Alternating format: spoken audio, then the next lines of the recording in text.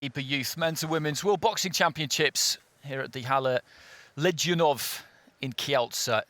I'm Andy Clark and I will be bringing you commentary on Ring B throughout the course of this session. And first up we will have Anna Budimir-Bekan of Germany up against Sabina Szabo of Hungary. 4 women's fights on this schedule, 2 at bantamweight, 1 at featherweight and 1 at lightweight. And then the remaining 7 prezes Polskiego Związku Bokserskiego. Zapraszam do ringu. Fights will be men's, 5 of them at bantamweight and 2 of them at welterweight. This is the preliminary stages of the competition. 52 countries have come, 414 fighters involved, and it promises to be a fantastic week and a half, 2 weeks of boxing.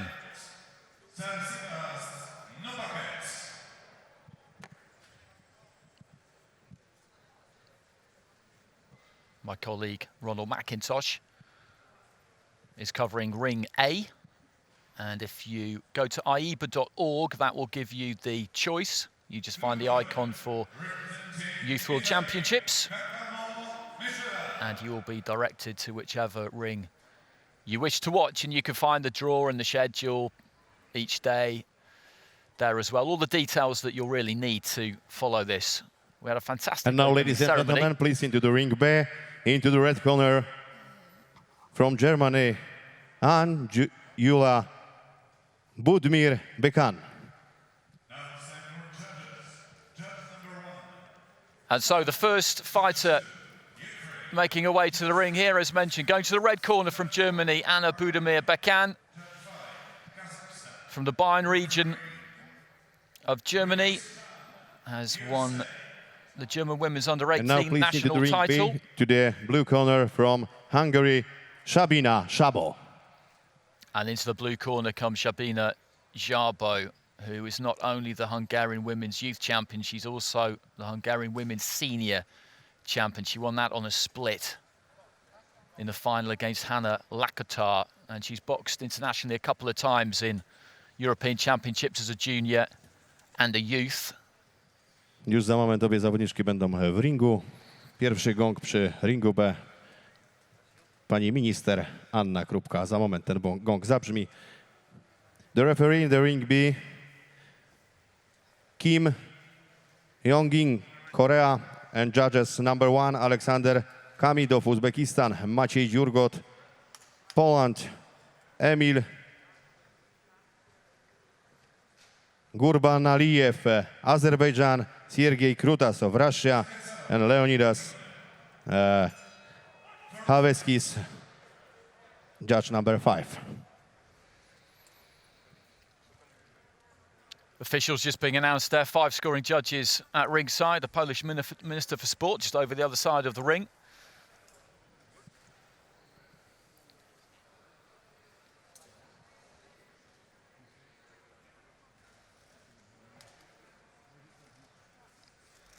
Head guards, of course, in operation at youth level.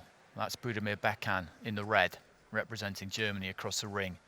In the blue, boxing for Hungary, Sabina Szabo.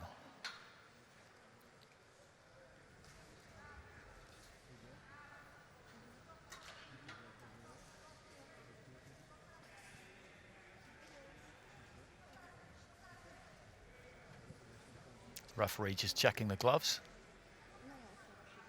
of both fighters.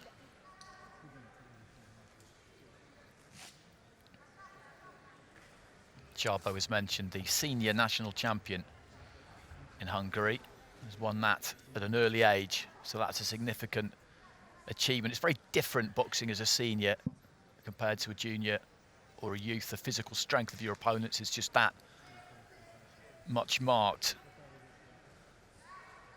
So the opening fight of these 2021 World Championships in Ring B. These two called to the centre of the ring. Anna Budimir-Bekan out. And Sabina Szabo. Round 1. Here we go.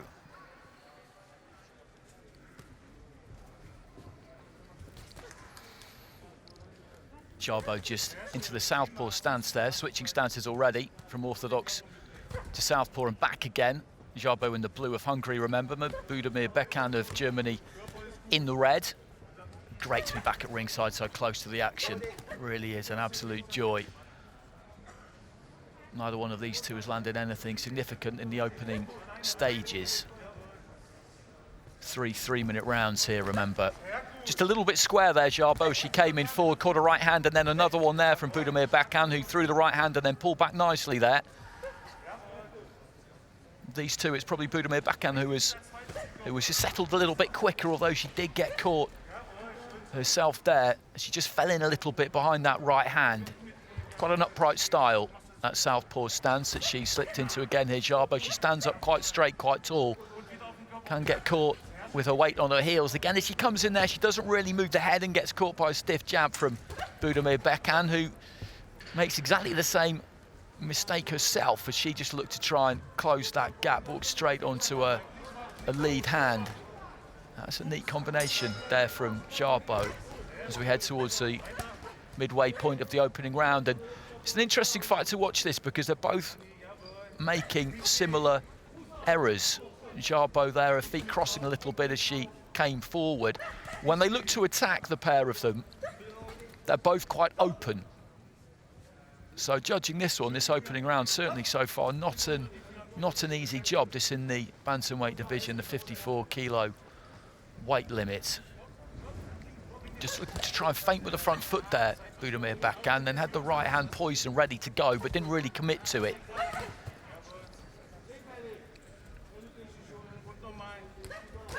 Looking for a right hand, Budimir Bekan. Didn't land completely clean, but then the left hand did. And just walking in there, Jarbo, quite square there. It was difficult to tell which stance she was favouring on that occasion. It's Budimir Bekan who's been the more aggressive of the two, probably, but it's all about what lands. What scoring punches do you land?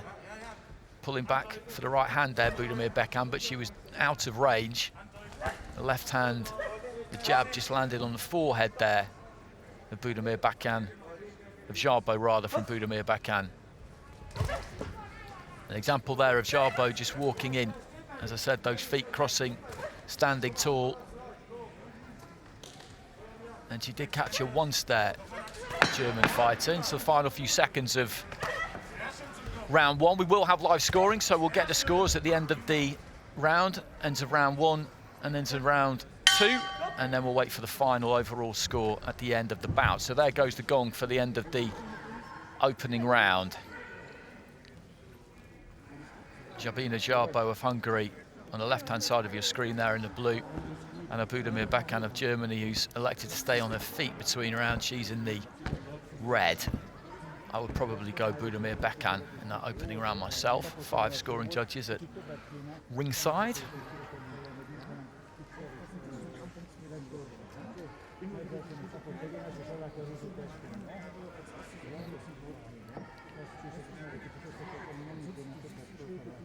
Great credit to the Polish Boxing Association and all the authorities here for getting this competition on. It's very testing circumstances, of course. Grzegorz Nowacek, the PBA, Seconds out, his please. organisation deserve a lot of credit, as to AIBA for getting this whole thing up and ready to go. Round 2. There's that decent-looking right hand there from Budimir Bekan. I would say that she probably just about had the better of that opening round. Into round 2.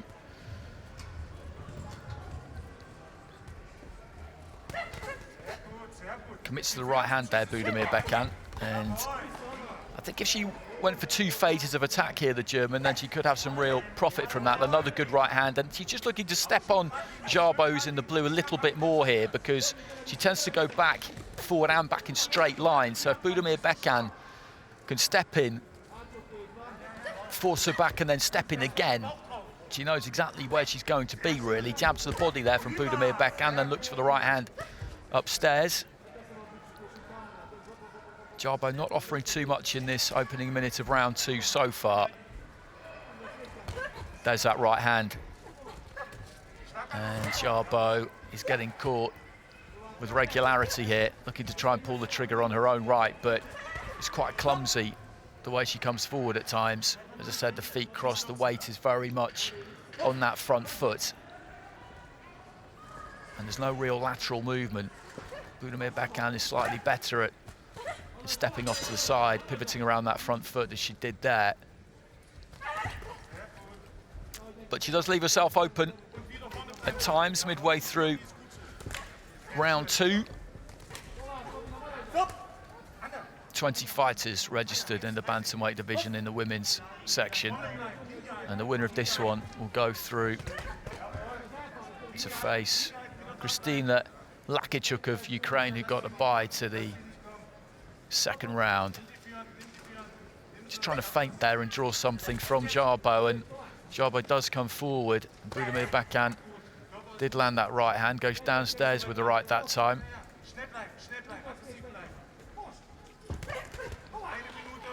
Again gets caught on the way in there, Jarbo.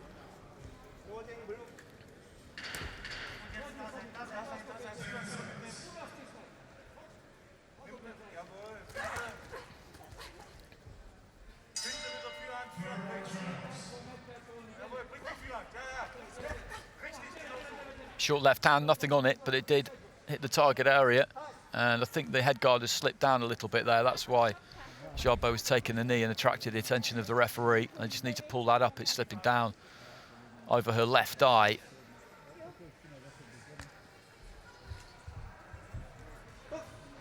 .29 seconds remaining in round 2. It's the opening contest in ring B. Oh, Jarbo having a bit of success there, but the right hand came back from Budimir backhand. But in that exchange, I think she did come off best. She's looking a bit more aggressive in the closing seconds here. And this looks slightly better forward, actually. Maybe they told her in the corner that she really needed to get something done in the closing portion of that round. So 2 rounds down. I've got Zoltan Jabina Jarbo up against it here. Zoltan Jarbo is a very different person. Fighter I've seen quite a lot of down the years in pro boxing. And that's a good combination there from Jarbo towards the end of the round. She just made Budimir backhand fall short with the right hand, then stepped in and got a couple of good shots away herself. Stayed in range. That was a neat bit of work. There's not been an enormous amount in these opening 2 rounds so far.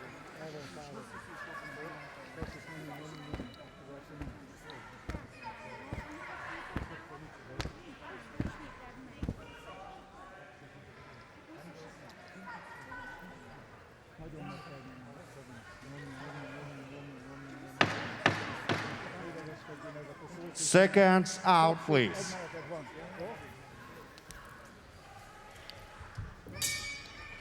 Third round. So third and final round. Anna Budimir backhand of Germany in the red. Jabina Jarbo of Hungary in the blue. And Jarbo had a good finish to round 2. And she's having a decent start to round 3 here as well. Budimir backhand a little bit clumsy as she came forward there. I think both of these fighters have been sent out by their corners and being told correctly that they need to win this final round, that those first 2 were a bit too tight to be overconfident here.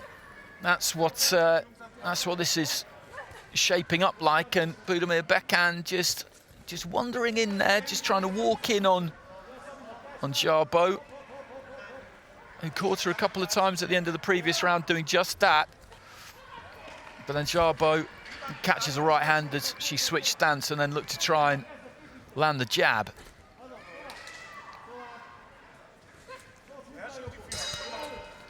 Right hand from Budimir backhand. And the referee gave him a chance just to fight on the inside for a little while there. IBA referees will issue the instruction to break pretty quickly when fighters get into that kind of position. Again, these two just kind of swapping punches. Good combination there from Jarbo as Budimir backhand just backed up there. I mentioned in the previous round that Jarbo tends to go forward and back in straight lines, but the German often does the same thing. Well, into the second half of the final round, and it's Jarbo's having the better of round 3 so far. Round 2, there was very little in that.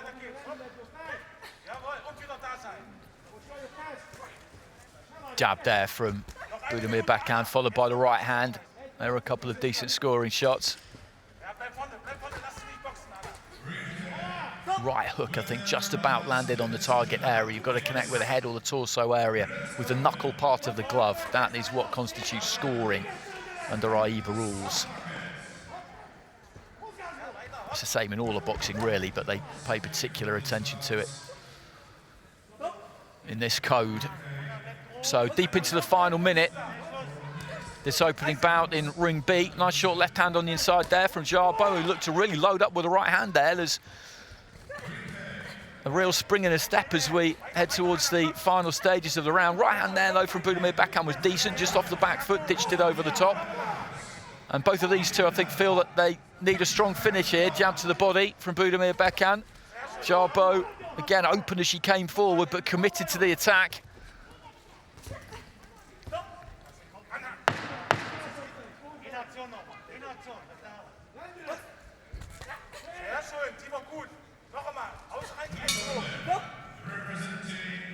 Left hand landed just before the bell went there from Jarbo, as these two head over to their opponents' corners just to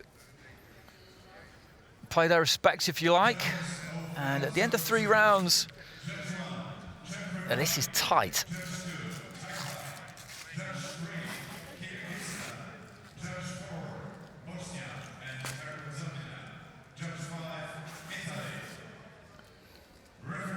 Look back at some of that action from the final round, and that's a good right hand there. She just really turned over nicely on that. Jarbo, he's just a bit tentative in the opening round, maybe. I thought the German won that. The second was tight. Third round, I think, was probably Jarbo's. It's not an easy one, this. In the ring B, we have the split decision. Win, red corner, Anna Iula, Budimir Backhand. Well, Budimir Backhand gets it. It's a split decision. And as we look at it there, it's 4-1. The Latvian judge going 3 rounds still. Everybody else had it 2 rounds to 1. And that's exactly what you would expect, to be honest. It was one of those ones that I thought Budimir Backhand, I probably would have gone her way. I thought she won the first round, maybe just about won the second. And then the third round, I thought was Jarbo's. And you look at the breakdown there, the Latvian judge has gone 3-0, gave that final round to Budimir Backhand as well. But that's Budimir Backhand through, and she will box Kristina Lakachuk of Ukraine in the next round.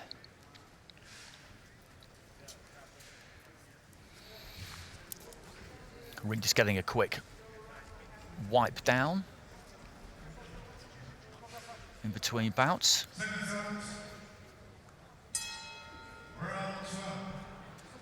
You see the action in the foreground there in ring A, and that barricade that's been put up between the two, just so that the fighters don't get distracted, the judges don't get distracted. You need that. 2 rings in operation until the final stages. Let's have a little look backstage. Great facilities here at the Hala Legionov. And please into the ring B, to the second fight, to the red corner, from Lithuania, Vilte Savickai. So coming into the red corner, this second fight in ring B, this is Vilta Savickaitė, former Lithuanian national junior champion in 2019, came second in their youth championships last year. And please into the blue corner from Poland, Karolina Pulska. And the first home fighter that we've seen in this ring, Karolina Ampulska of Poland, youth national champion, and has boxed as well in the Europeans at youth level, second fight in the ring B, getting to the quarterfinals. from Uzbekistan, Alexander Kamidov, judge points number 1. Shirmola Tampu, Sri Lanka.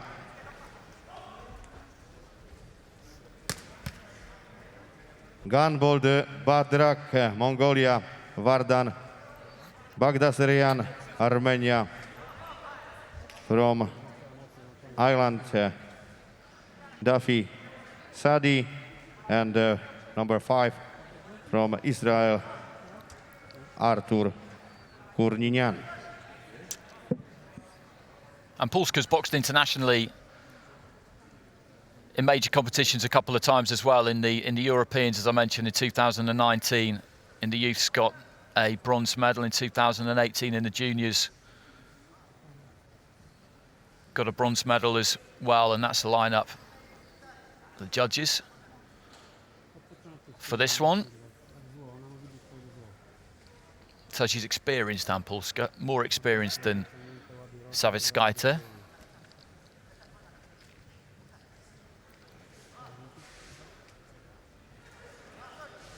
Alexander Kamadov of Uzbekistan taking charge.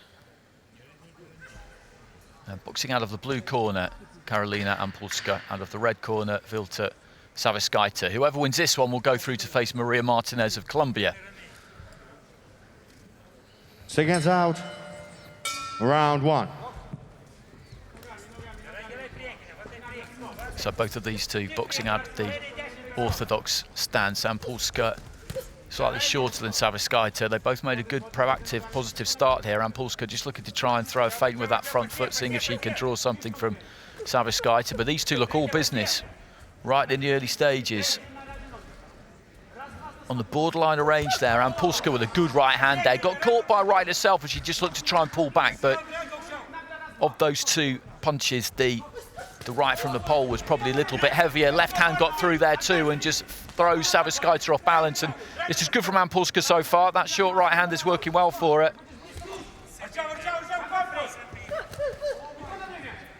Savitskaite is tall, does stand a bit tall.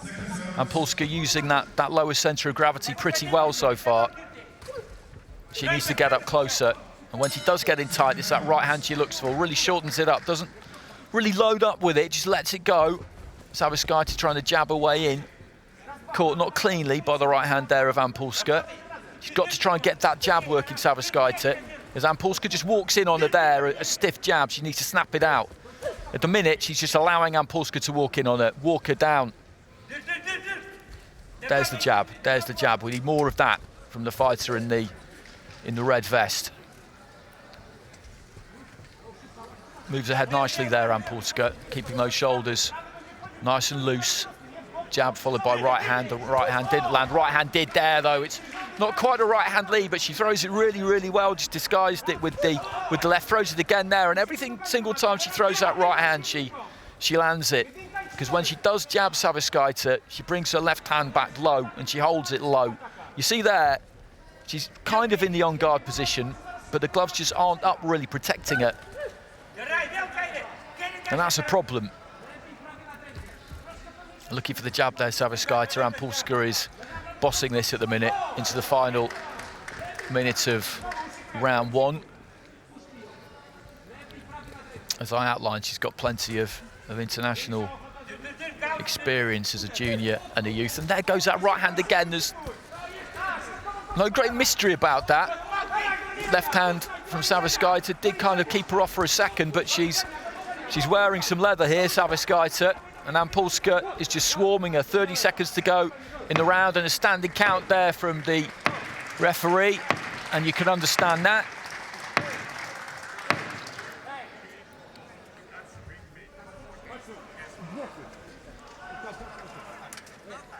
And the head guard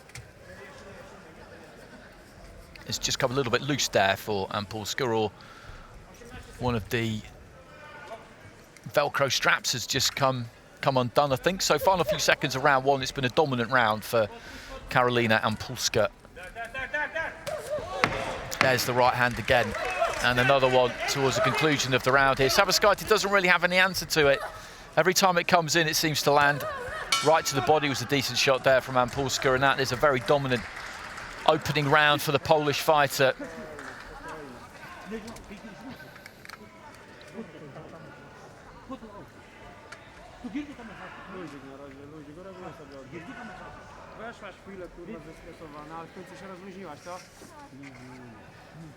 She's looking for the right hand all the time. You see, she's cocked and ready to go there at all times.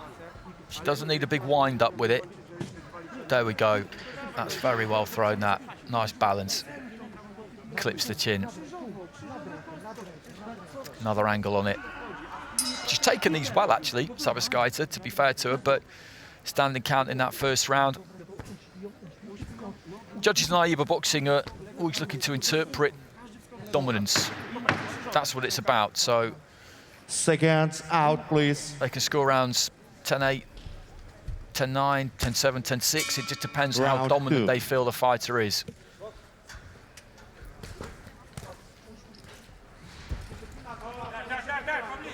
So into the second round. Vilta Sabaskaita of Lithuania in the red gets caught with a right hand again there from Karolina Ampulska of Poland, who is in the blue. And there's that right too. And she just can't seem to do anything about it. Sabaskaita, I'm afraid, takes a step back there and manages to pull back out the way. But once again, it just lands. And the referee's going to step in with another standing count here. She's just lined up for that right hand, Sabaskaita, and it's landing almost every time Ampulska throws it. There it is again. There's just no defense for it, really. Once more, it just comes crashing through, and Ampulska is winning this fight comfortably. Maybe could get the stoppage here if she really puts a sustained attack together, because this is only heading one way. Right hand followed by the left, got through there for Ampulska. And there's another good clubbing right, and that's another standing count. And I think if the referee has to step in for another standing count here, he might well wave this one over. And actually, that is exactly what he's done at the end of the round there. That's exactly what he's done. He's had a good look at Vilta Sabaskaita as he's giving that count and decided that she didn't need any more of that.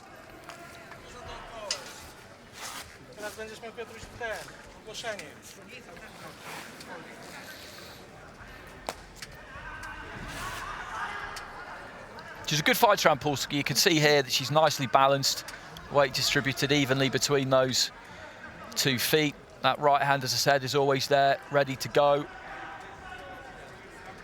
And when she steps in there, the jab really is just a rangefinder for it. It just pulls that right hand through. Ladies and gentlemen, in the ring B, the winner of this bout by RSC from blue corner, Karolina Ampulska. So referee stopped the contest there, right at the end of round number 2, and that sees Karolina Ampulska make it through safely to the next round of the women's bantamweight competition, and there she will meet Maria Martinez of Colombia. Now we're going to have a little bit of a break in ring B at this point, because we are going to keep the 2 rings synchronized in terms of when the bouts get started. So what we're working on here really is about every 15 minutes. So as I understand it, we will be waiting for ring A to finish before we get the next fight in ring B brought to the ring, and that will be in the featherweight division between Katarina Bodnarchuk of Ukraine and Céline Grossi of France. And this should be a good fight. That really should be a good fight, because those are 2 experienced fighters, national champions, the pair of them at youth level, at junior level. Bodnarchuk Now, got a bronze in the European youths. In this fight, please into the ring, to the red corner from Ukraine, Katerina Bodnarchuk.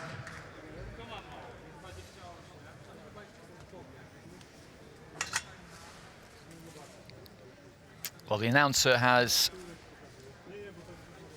called Katerina Bodnarchuk's name, so it looks like we are going to just crack straight on. Or maybe he's jumped the gun there slightly. Just having a little look backstage there. Fighters pouring in from all over the world. Some final instructions. It's a handball arena, usually. Hala Legionov. Opened in 2006. You can get about 4,000 people in here. Normally, the club, the handball club, is a successful one.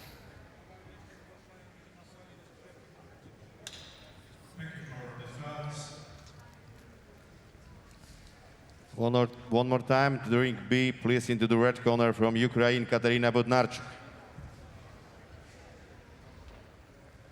Spanish coaching team, loving the cameras backstage. So Katerina Bodnarchuk is just coming out now. Maybe she wasn't quite expecting to be called that soon, so she makes the journey to the ring. The blue corner from France, Céline Gross. And Céline Grossi of France will be ushered towards the blue corner.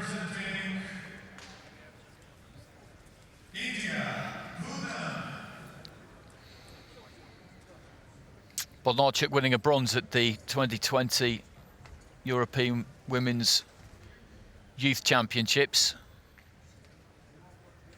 2019, Grossi took part in that same championships and went out early. So that's Grossi there, just climbing through the ropes. Referee will be Emil Gurbanaliyev from Azerbaijan. Judge points, position 1, Pastor Emerson. Judge 2, Sergei Krutasov from Russia. Judge 3, Maria Kavakalieva from Bulgaria. Judge 4, Yunis Nabel from Jordania. And from Slovakia, position 5, Radoslav Simon. So this is in the featherweight division. 18 fighters in the women's featherweight division at this Youth World Championships. And the winner of this one will advance to take on a Moroccan fighter in Hadjar Bahadi.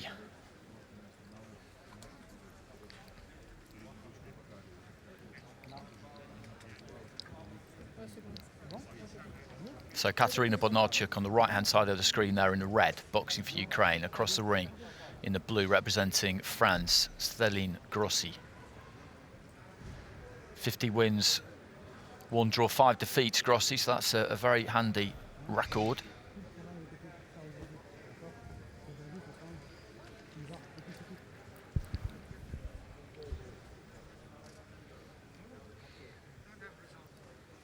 Emil Gurbanaliev,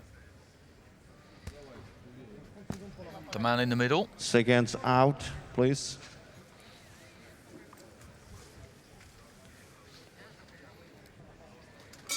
Round 1. So into the first here, Bodnarchuk in the red, Grossi in the blue. Ukraine up against France, both of these two standing in the orthodox stance. Grossi just trying to throw the double jab there and move in behind it. She's giving away a little bit of height here. It might not look like it when you look at them there, but she is. Bodnarchuk looking for home for that right hand there early on. Grossi, though, is shaping up nicely here. Compact, just a little dip in with the front foot there, trying to bring something out of Bodnarchuk. She did. Bodnarchuk fell for that, went for the right hand, didn't land it. Grossi was just slightly out of range. Right hand landed on the inside there, I think, from Grossi. Bodnarchuk was looking to try and come back with a kind of up jab, lead left hand of her own. Always just looking to kind of fence with that left hand there, Bodnarchuk. Grossi capitalising there. Bodnarchuk just quiet, not really doing anything, invited an attack.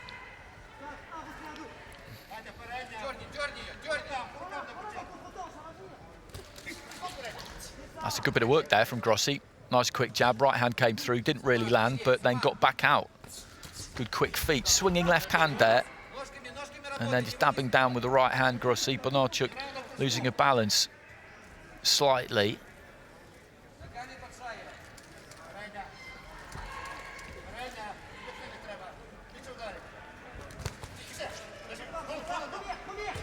Grossi is having the better of this so far. She's managing to just work around that clock face, keep Bodnarchuk turning.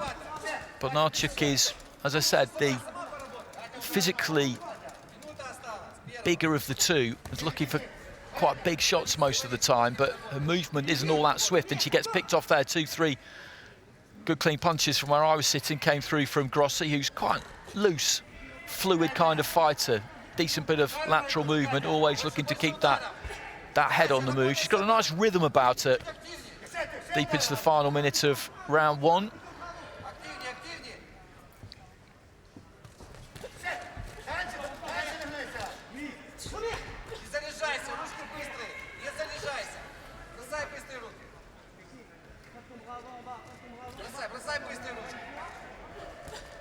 Again, just a little step back there. The jab came in from Bodnarchuk, and Grossi able just to take that little step back. Wasn't quite enraged to counter with the right hand, but she's good at making those little adjustments.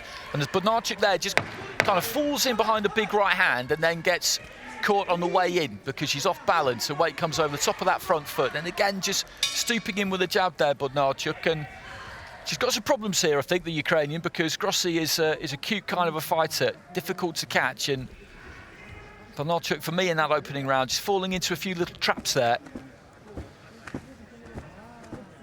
And getting countered fairly comfortably at times.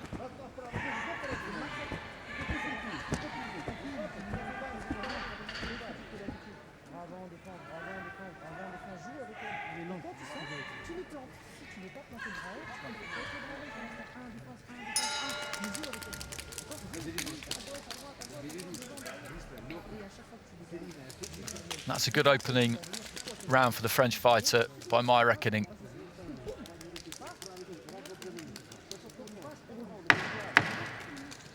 Seconds out, please.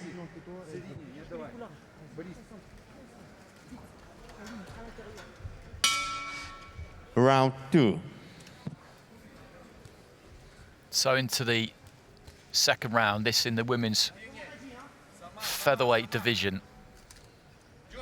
Céline Grossi of France in the blue up against Katarina Bodnarchuk of Ukraine in the red, and Grossi looks a good fighter. I've not seen her before, but as I said, she's loose, she moves well. Bodnarchuk coming in on the front foot is looking slightly ponderous at times, and Grossi just able to make her turn, make her move, and there's a lovely little jab just slung off the shoulder there from Grossi.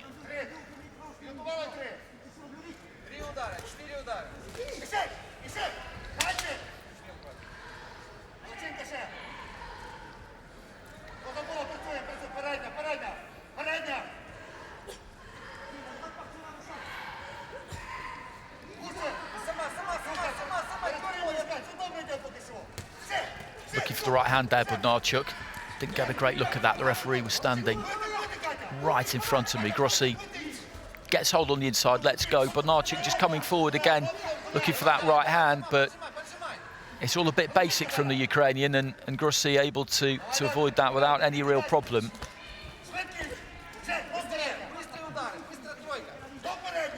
Right hand reaches there from Grossi. Nothing on it really by the time it landed, but it'll still score.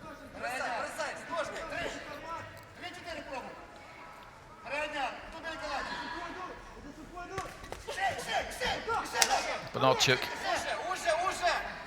looking more aggressive, always trying to walk Grossi down.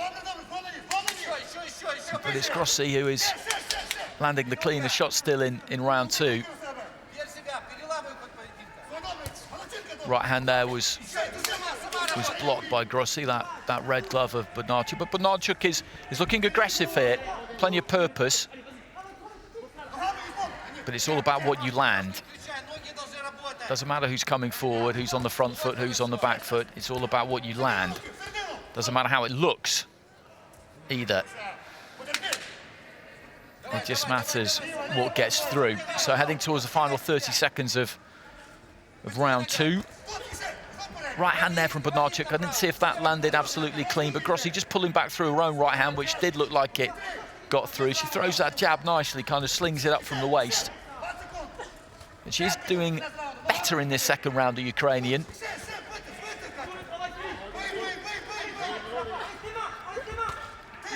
Final few seconds of the second round. A good bit of upper body movement there from Bodnarchuk. And then as she came forward, again, the balance just goes slightly.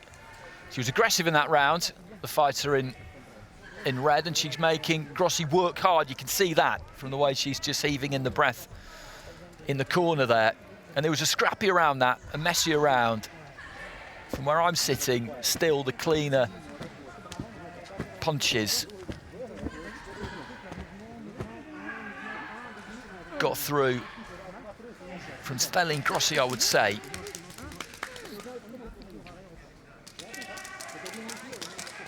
Decent example there. Just she was opening out to throw a right hand.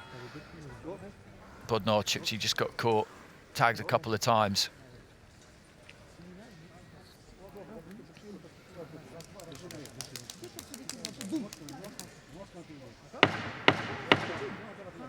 Seconds out, please.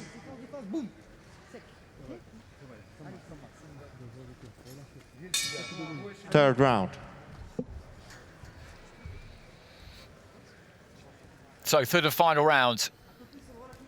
Katarina Bodnarchuk of Ukraine in the red, Stelling Grossi of France in the blue. And for me, it's Bodnarchuk who's got it all to do really in this final round. Grossi definitely won that opening round. I think fairly clearly for me won the second round too, but my opinion is not the one that matters. There's 5 scoring judges at ringside. Bodnarchuk again just looking to try and stay on that front foot and walk Grossi down. There were signs maybe towards the end of the second round that Grossi might be beginning to blow a bit, and Bodnarchuk needs to try and exploit that to the max if indeed it's the case. Short right hand there from Bodnarchuk got through, and looking just to try and get some work done on the inside if she can.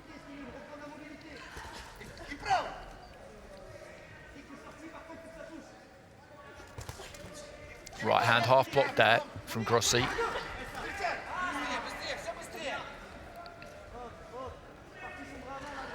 Just a slight adjustment of the head guard there from Bodnarchuk, who's just standing on the borderline of range there. She's hoping that Grossi might commit and give her a chance to counter. Left hand got through there from Bodnarchuk, who's having a decent round, best round of the fight she's had so far anyway in round 3. Good right hand on the inside there though from Grossi. Just pulled that weight back onto the front foot, onto the back foot rather. Kind of came in over the top almost with a right. 1-2 there from Grossi, but a left hand came back from Bodnarchuk.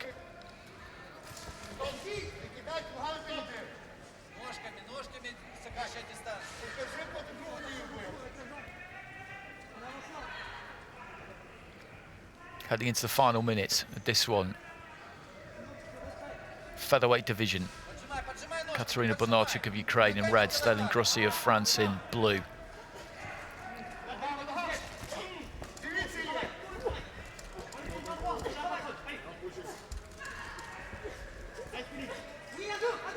I like that from the referee. He's given them a good chance to fight on the inside there and work their way out.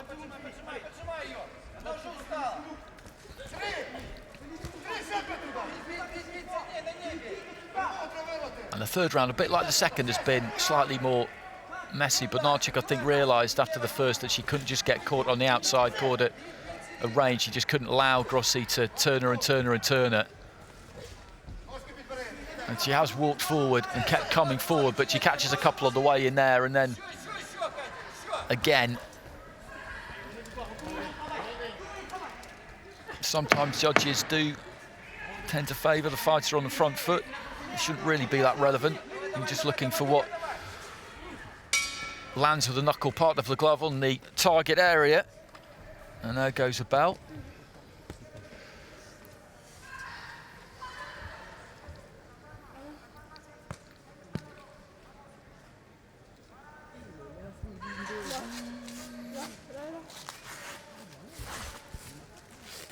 Those gloves being taken off. They slip by so quick, these bouts, they really, really do. You consider just how long they've spent training for this, these athletes in all IBA competitions. And then in the blink of an eye almost, it's over. The pressure to perform is huge.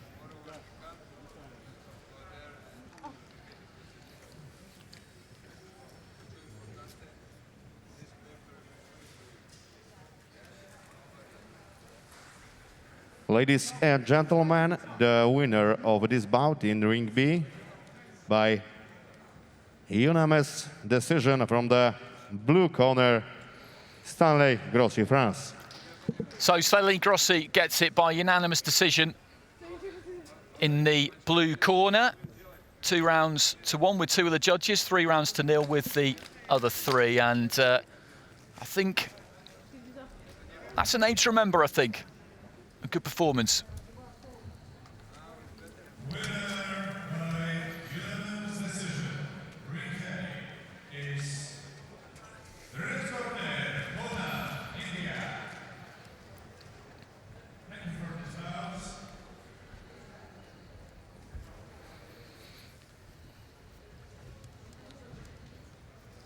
And Grossi will go on to face Hadjob Bahadi of Morocco in the next round at featherweight. Next up, we've got a bout in the women's lightweight division. So we just look at some highlights of that fight. Good fight to watch.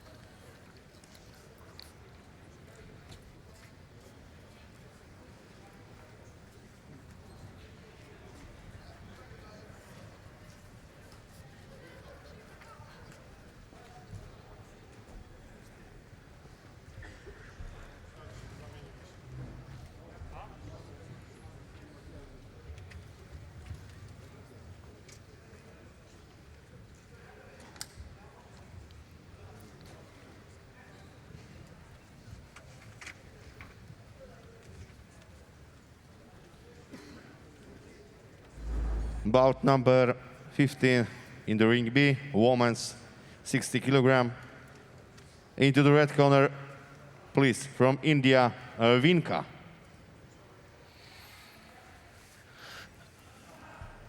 So announced as coming into the red corner here, we have got Vinka of India. And looking forward to seeing her because she won the gold at the 2019 Asian Women's Youth Championships. That was at 64 kilos though, so she's come down since then, boxing at lightweight now. A former youth and national champion. In the blue corner, please, from Russia, Daria Panteleva. But those titles, I think, have come at the higher weight of either 64 or 63. And this is Panteleva of Russia.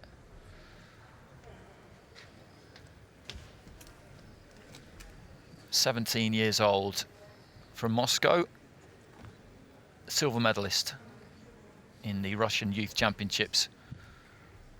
And the referee in the bout number 15, the ring B, Pastor Emerson. Judge points, position 1, Leonidas Hanevich, Yesar Sinar, Kim Yongin, Maciej Jurgot, and Dafi Saidi.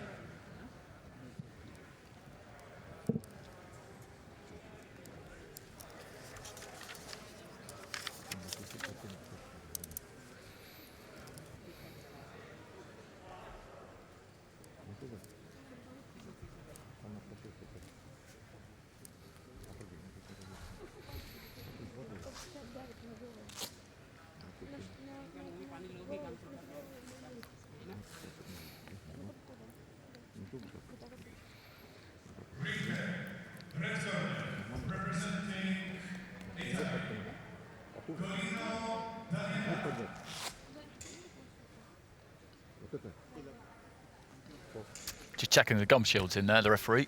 These are the things they have to do at the start of the fight. Check the gum shield, check the taping on the gloves. And that the head guard is in place properly.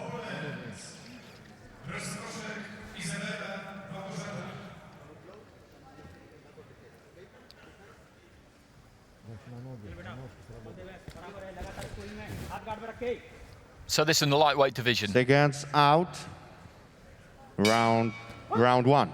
Vinka of India in the red, Daria Panteleva of Russia in the blue. Vinka looking to be aggressive early on there. Kind of looks to plant those feet a lot more than Panteleva does. Panteleva, you look at those more jittery movements but just trying to keep those feet on the move. And Vinka's an aggressive fighter, coming forward, swaggering forward, looking to let those hands go right and left. She's walking in there. There's not a great deal of science behind this, but looking to put some pressure on Panteleva. And you look at the two of them physically, she's got a wide set of shoulders on her there, Vinka. There seems to be some physical strength.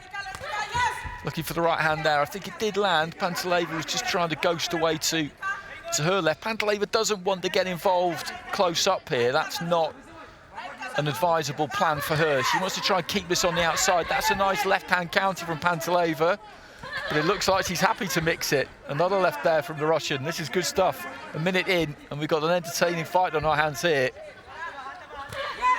That's a nice left hand. She just throws that as she moves away. To her left there, Panteleva, as Vinka looks to try and commit to the right. And it's all just a little bit too basic from the Indian fighter, but having said that, she got through with that right hand there. This isn't the kind of style you often see in international amateur boxing. Vinka's the kind of fighter really where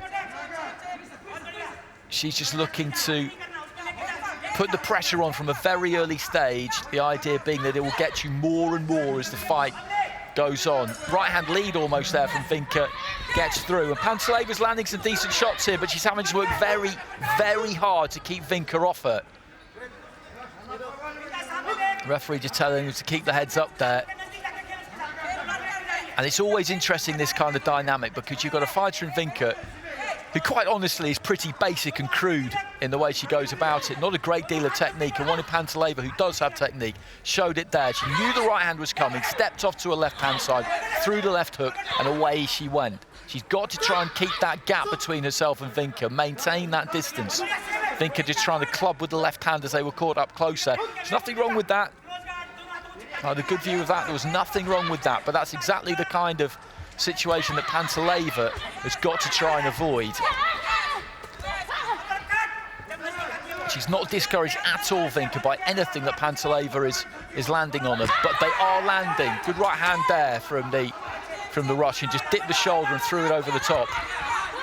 And Vinka getting caught on the way in again there, but she is managing to have success of her own too. Final few seconds of round one. And I suspect that Vinka can box at this pace for 9 minutes, no problem. If this is your style, then you have to be able to do that. You have to be able to do that. Can Panteleva stay with her? That's the question that the Indian will be asking of her. That's the examination, I think, that the Russian is being subjected to here. In terms of who won that round, I would say that the cleaner shots landed there from Panteleva. But there wasn't an enormous amount in it at times. It's just a question of how much has Vinka taken out of Panteleva's tank. See, she comes forward there, the feet are crossing. Technically, really, everything is wrong about that. But when she gets up close and just lets her hands go, and look at that strength there, just wrestling Panteleva. Please. And then throws a couple of left hands. She can't stand there with her hands down, Panteleva. She cannot do that. Round two.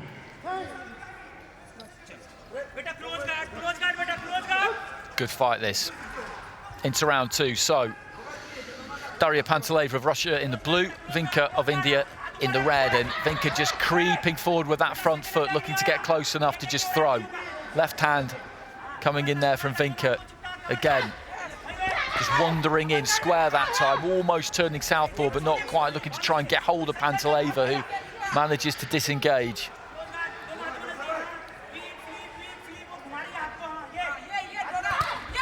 Good left hand there from Panteleva, really nice counter. The right hand from Vinka, I think, just fell slightly short. But Vinka has just got to stick to her plan here. She's just got to believe that if she keeps putting Panteleva under pressure, that towards the end of this round or the middle part of this round, she'll begin to get to her. She cannot let her skirt around the outside of the ring and coast right to the pit of the stomach there from Vinka. Vinka has got to make Panteleva work every second in there, every single second.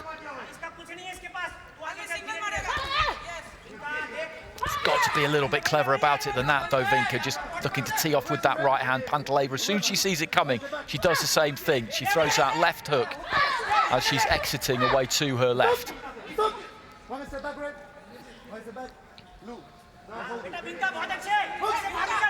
Midway through round 2, so halfway through the contest. Again, that front foot just inching forward of Vinka. She doesn't want to commit too soon here. Leads off with the right hand, was short. Right hand came back from Pantaleva. I think that was short too.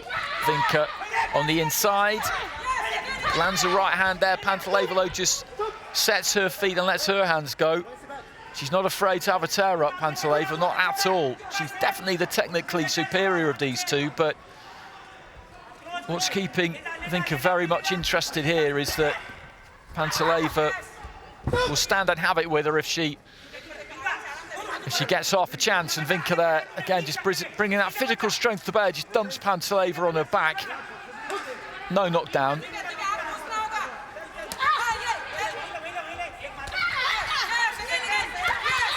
On the inside there, though, it's Pantaleva who's having the better of it. They're right above me as they're throwing there, and although Vinka might get through with one, Pantaleva gets through with a couple most of the time.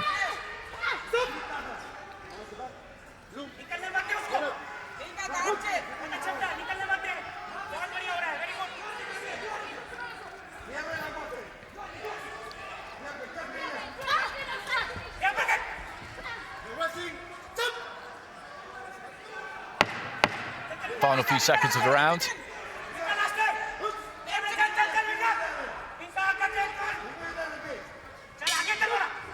Bell goes. And that's a couple of rounds to the good for Pantaleva there for me.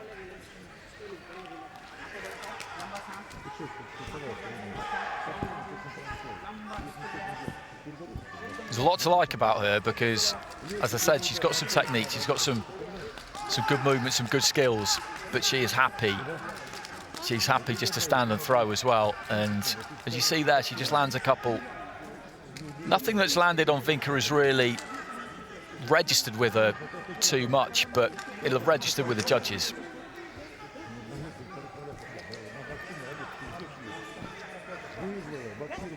Good example of what I was talking about there. The Indian fighter in the red is on the front foot, looking to try and make things happen. It's not like she's not having some success, but it's Pantaleva who's having more success. Seconds out, please.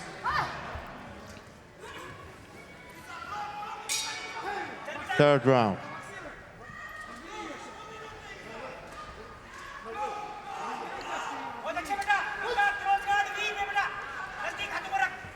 So third and final round here. Daria Pantaleva of Russia in the blue, Vinka of India in the red, and this has been a terrific fight right from the start. Vinka on the front foot there, looking to let her hands go. She had, from the beginning, Pantaleva more than happy, though, just to set her feet square and trade at times. And it's her greater technique so far that is winning her this fight for me, but it's been a really, really good watch.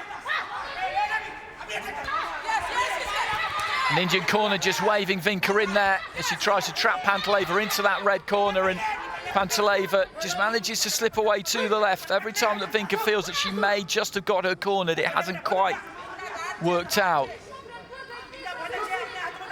But as I said, Vinka has made her bed as a fighter, and she just has to try and trust the process and believe that she will get to Pantaleva. But for me, she's going to need a massive final round here if she's going to turn this one around. Pantaleva, though, just backed up to the ropes there. Vinka closed down her own space a bit there. Didn't really have any room to get anything done. So midway point of the round.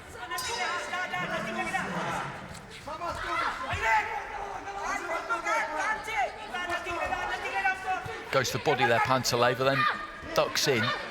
Vinka unable to disentangle. Maybe the head's just rubbing together a bit there. Pantaleva looks slightly distressed there for a second.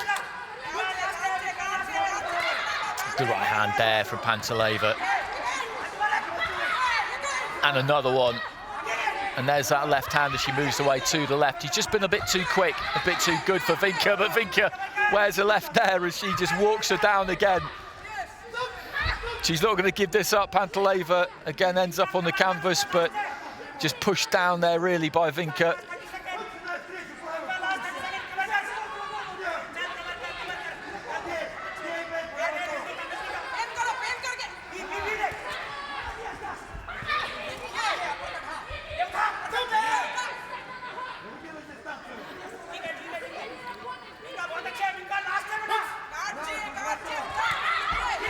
Good short, straight left hand there from Vinka.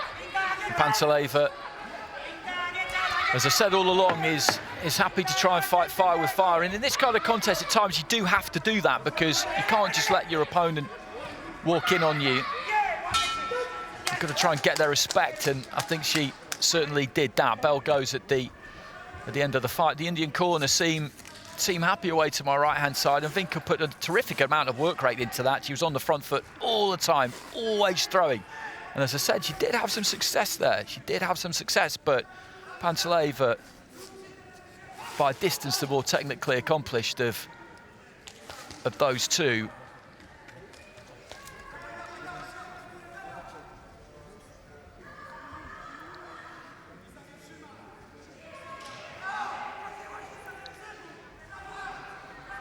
It's a nervous wait. I know which way I think this one should go. What I think doesn't matter. Ladies and gentlemen, the winner of this fight in ring B by split decision from red corner, Vinka, India. Vinka gets it by split decision. I think the judges at ringside must have liked her aggression. 29-28 on 3 of the card, so it really is a split, that 3-2. For me, Panteleva's a little bit unlucky there. And federations, they can appeal. That review system is in place. You have to get that appeal in quick, and then the technical delegate and the bout review jury will decide firstly whether they'll grant it, whether they'll then go on to consider it, and then if they do that, then they'll have a look at it. I'm not saying they should do that there, Russia. I'm not saying that is some kind of shocking decision, but it was a close fight. It was a close fight. But just good to be aware, if you're watching this, that review system is in place for these Youth World Championships. And I think it will go on to box Tara Bohatjuk of Bosnia and Herzegovina in the next round.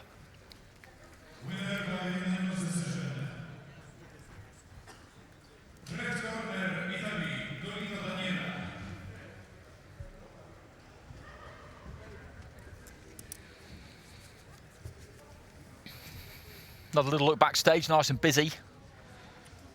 Big space back there, 2-3 rings available, and there's the kind of track area too. All these athletes in this huge COVID-secure bubble that has been immaculately created by the local organising committee, Polish Boxing Association. We have the bout number 16. And Aiba. Please into the red corner from spine. Ibrahe Konde Olier.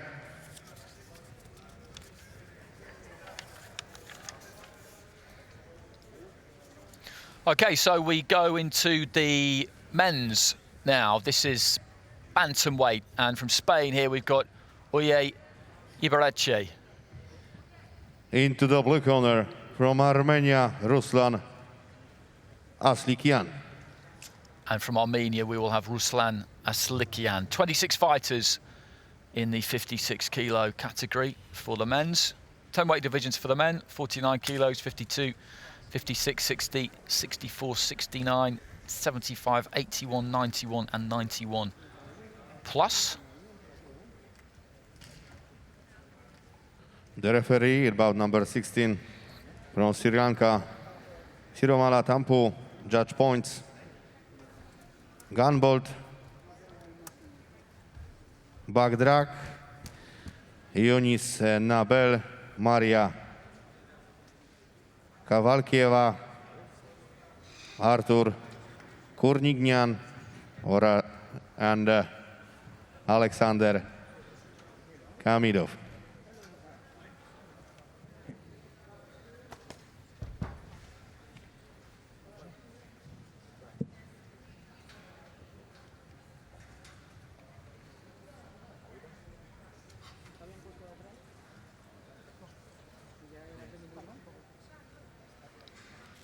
Those are the judges.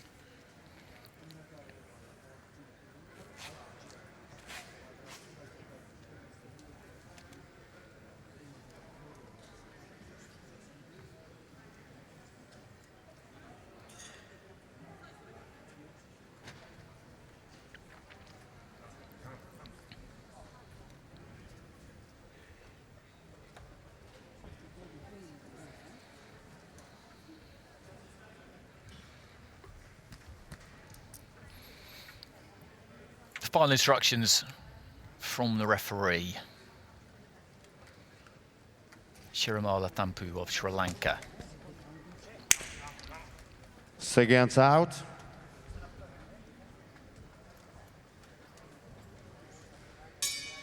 Round one.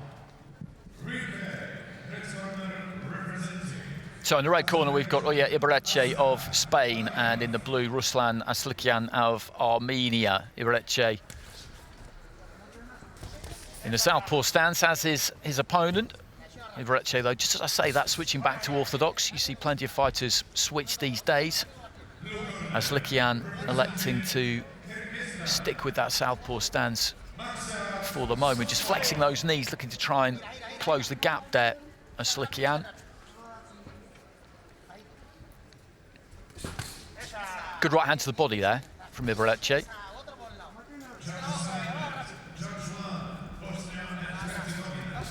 Feint there from Aslikian. He then tries to lead off with a right hook up close. Heads just cracking together on the inside a little bit there. That's good work from Ibarreche though. Aslikian was trying to just walk him back to the ropes there, and he got hold of him, turned him, got himself out of trouble. He's quite an aggressive fighter though, Aslikian. Always looking to get the pressure on with that front foot. Left to the body was a good shot there from Aslikian, and just looking to try and unload as he does back his man up to the ropes there. Ibarreche can't let himself get caught there.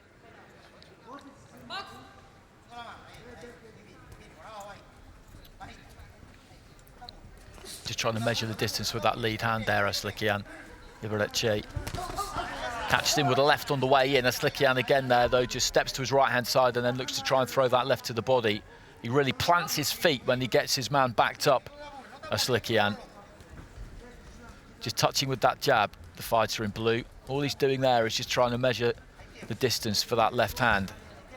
He didn't quite throw it. He was just about to pull the trigger there. He wasn't quite in range. Good right hand there from Ibarreche. That was well timed. And again, as Aslikian moved in.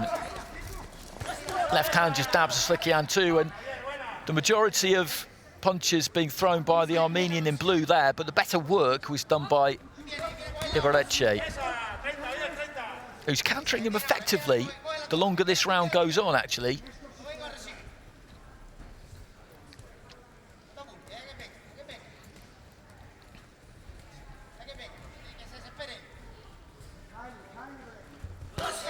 Good left hand to the body there from Aslikian, but as he stepped in there, a good 1-2 from Ibarreche. Nice right hand catches him. This is a good fight.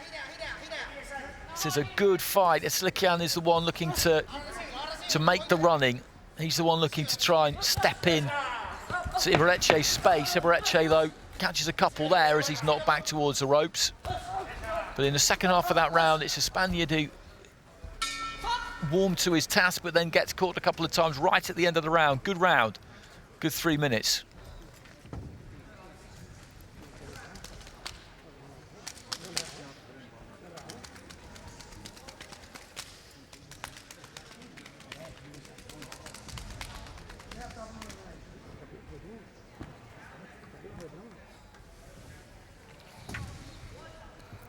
Neat right hand there from Ibarreche.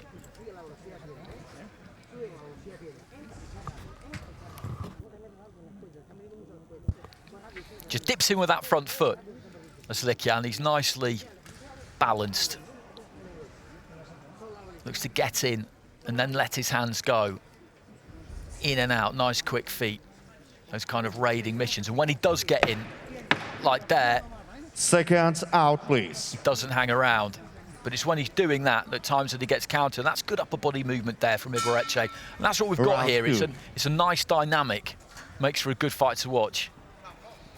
So Aslikian of Armenia in the blue, Ibarreche of Spain in the red. Not an easy round to score that first round. Good right hand there from Ibarreche. That's a good eye-catching shot. Delivered from the outside, very easy for judges to see it. Sounds like an obvious kind of thing to say, but things like that can matter. Again, he gets backed up to the ropes there. Aslikian looks to let his hands go. Not easy for judges to work out exactly what's got through in that kind of exchange from the Armenian. Good right hand again there from Ibarreche. You saw him just drop his height slightly there as he dipped the knees. And this is where Aslikian has got to go to work. Couple caught on the gloves there by Ibarreche, but a little cheeky right to the body got through from Aslikian. Nice right hand from Aslikian as well there.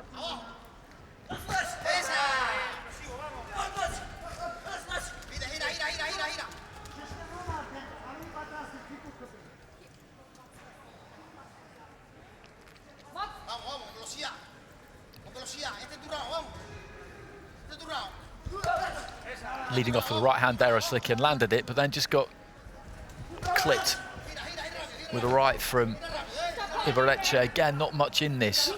You've got Aslikian on the front foot. Ibarreche, though, not entirely backing up. Right hand there, didn't really get through all that clean. The Spanish corner getting very excited every time their man lands anything. As Aslikian squares up a bit when he comes in onto the inside, sets those feet wide and just looks to go about his business.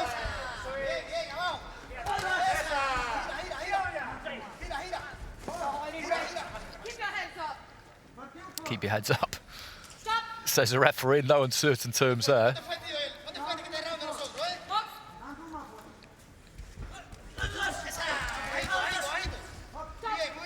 No knockdown. A little bit of a push there from Ibarreche.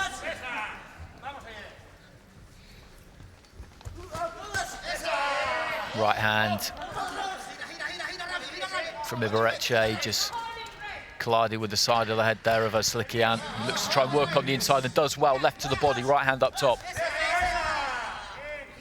Some of those left hands or right hands every now and again from Ibarreche are kind of landing with the inside of the glove, and that will count against him, or rather that will cause judges not to count them. You need to deliver the punch with the knuckle part of the glove to the target area.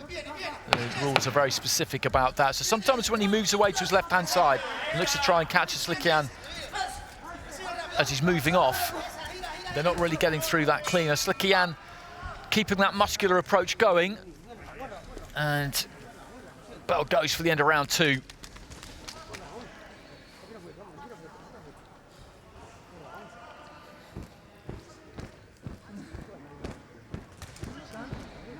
Spanish corner just whipping that towel to try and get some cool air to their fighter.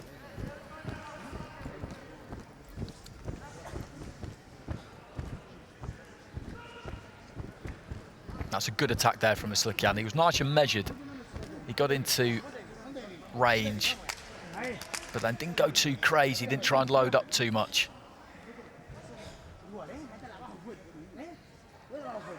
That's not a bad example of what I was talking about, though. I was talking about Ibarreche doing it, but Aslikian did it there. Seconds out, please. That replay a few seconds ago. Gets on the inside, plants those feet wide, but some of those punches coming in are not really landing with the knuckle. Third round. So into the third and final round. Oh yeah, Ibarreche of Spain in the red, Ruslan Aslikian of Armenia in the blue, and it's on a knife edge, this one, I would say. Left hand there from Ibarreche. Caught Aslikian, and Aslikian has come out quick here at the start of round three. Falls short with the left hand. Ibarreche saw that one coming, had enough room just to take those feet back. Misses with the right hand there, Ibarreche, and his counter with the left.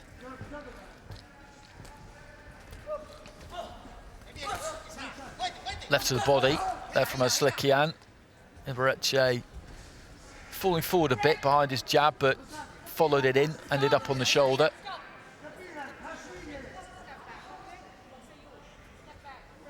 Referee just telling these two they need to respond to her instructions. She's not got too involved actually, which has made for a good watch. Nice left hand there from Slikian.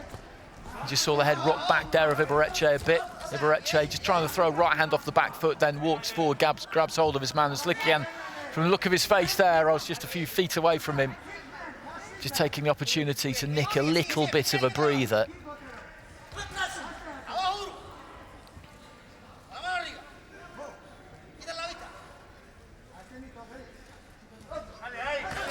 Good left hand there, strong left hand from Slikian. Just caught Ibarreche as he was looking to throw his own right, and he was too ponderous about it.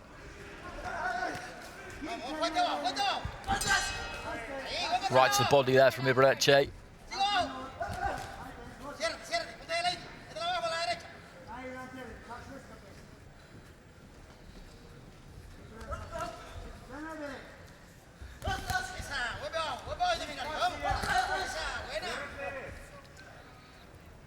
Both of these two feeling the pace now, you can see that as they sink into each other's arms in centering. He switches southpaw there, Ibarreche. And then manages to turn Slikian, who does the same thing. Into the final minute of the fight, and it's been a good fight. Kind of clubbing right hand comes in from Slikian, but again doesn't really connect clean. It's been a little bit of a messy round. Just found a touch of space for himself there as Slikian and landed the left, but Ibarreche tried to counter with the right as he, again, just managed to find a way out.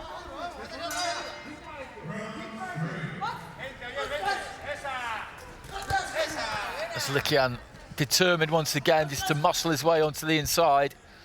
Final few seconds. I wouldn't like to say which way this one will go.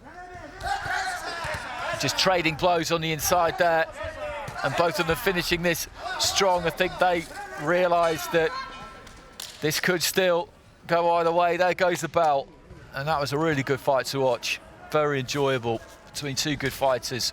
Oya Ibarreche we're looking at there of Spain in the red, and Ruslan Slikian across the ring wearing the blue vest representing Armenia. Working away at the body there, Slikian.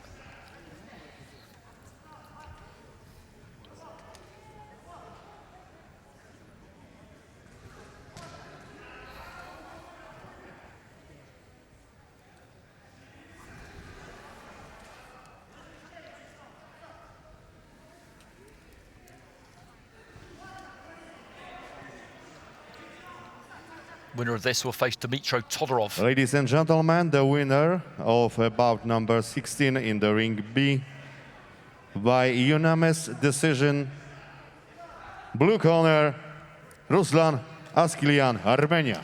Ruslan Slikian gets it by unanimous decision. We got 3 scores of 29-28, so 2 rounds to 1 in there, and 2 scores of 30-27, so 3 rounds to 0. Close fight that. Slikian was on the front foot, working hard, did do a lot of good work to the body.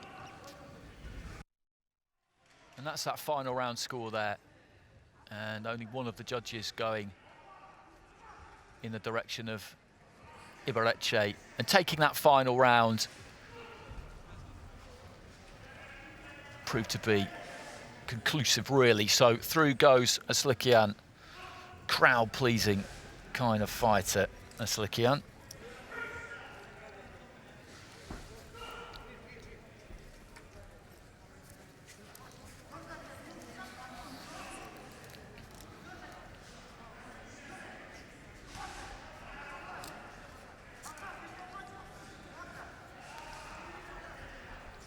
So many different countries here. It was great watching the opening ceremony earlier on with all the flags coming in.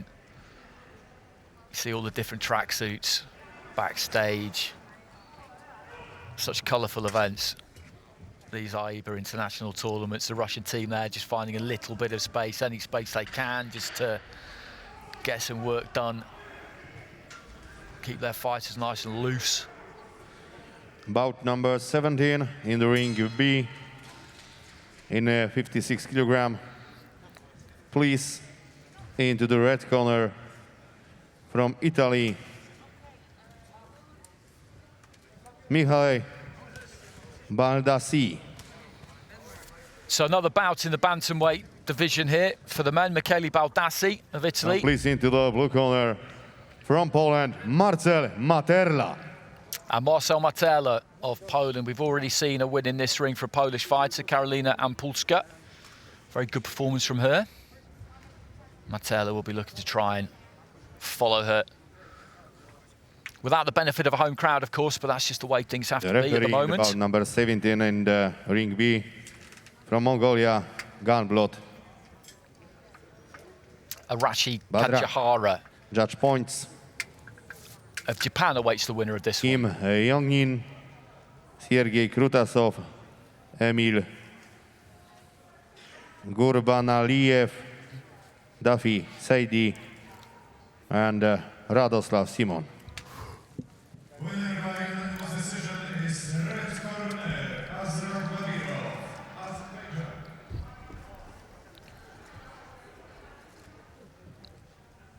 Baldassi just sliding through the ropes. Quite tall, both of these two, actually.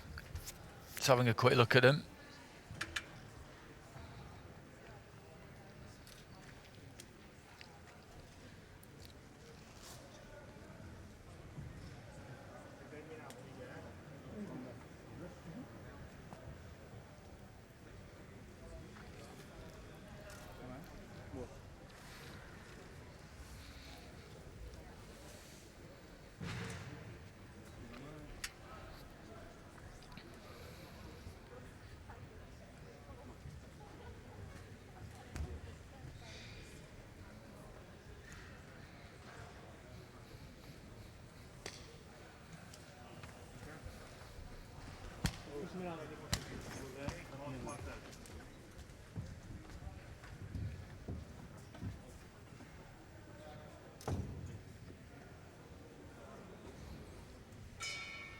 Round one. So into the first. Michele Baldassi of Italy in the red, and Marcel Materla of Poland in the blue. Materla boxing out of the southpaw stance. Baldassi orthodox. Good jab there from Baldassi. One thing you notice about him straight away, no knockdown there, signalled by the referee. Baldassi sets those feet wide. It gives him a strong base to punch from.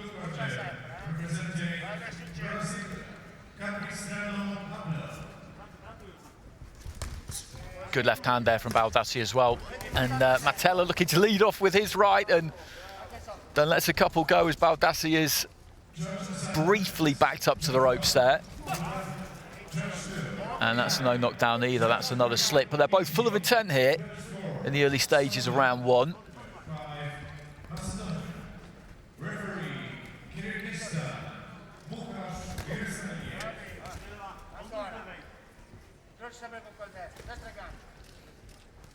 Saw that jab earlier from Baldassi.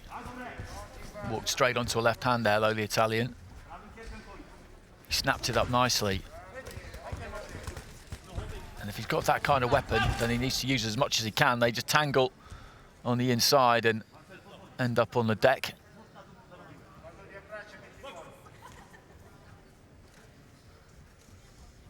Carries that left hand low, Baldassi. That kind of cross defence almost. Right hand on the inside, and as they get close there, Baldassi probably just about having the better of that. Traps his man Materla up on the ropes, looks to try and work the body.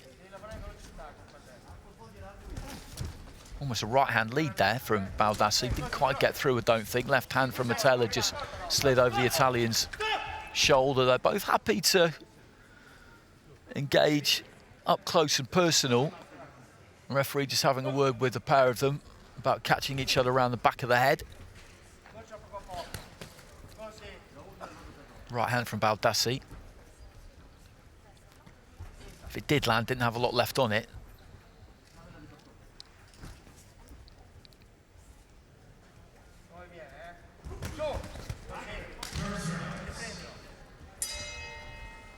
Looking to to wind up with the right hand there. Baldassi didn't let it go.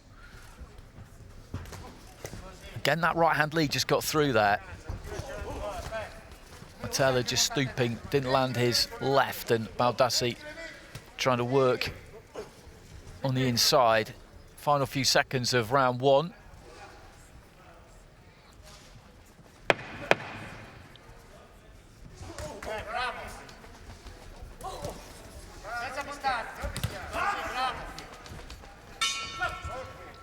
Bell goes, live the opening round.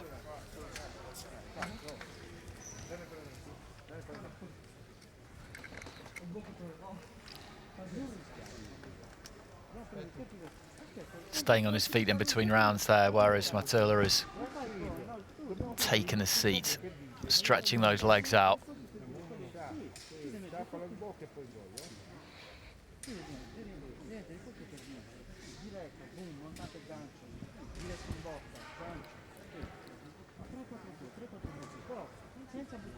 Well, that was where he ended up going down. That caught him round the side of the head. He was kind of dragged down with the punch, really. Wasn't a knockdown. There you see Metella just pinning his arm, but Baldassi managing to get free. He's got the guard up there, Metella, but the right hand to the body. Seconds out, please. Got through. Little uppercuts on the inside there. You can tell from the motion of the head of Metella that they found the target. Round two. So into the second, Michele Baldassi of Italy in the red, Marcel Metella of Poland in the blue. Left hand to the body there from Metella. When they get into that kind of position, it's Baldassi who looks slightly more at home there. He's just a little bit stronger physically, I would say.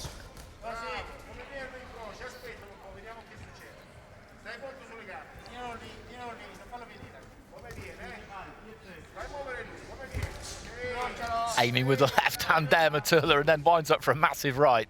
But neither of those two got through. Committing to them, though, absolutely.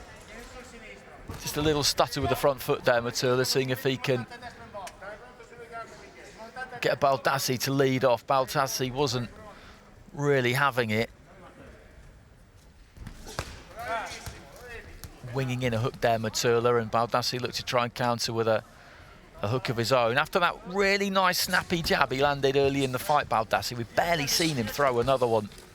That's where he wants it. There's that jab again, and I think if he could just get on that jab, you know, use that regularly, it's a good shot for him. You don't have to go upstairs with it. Just hit something, hit anything, keep your man off balance, offset him.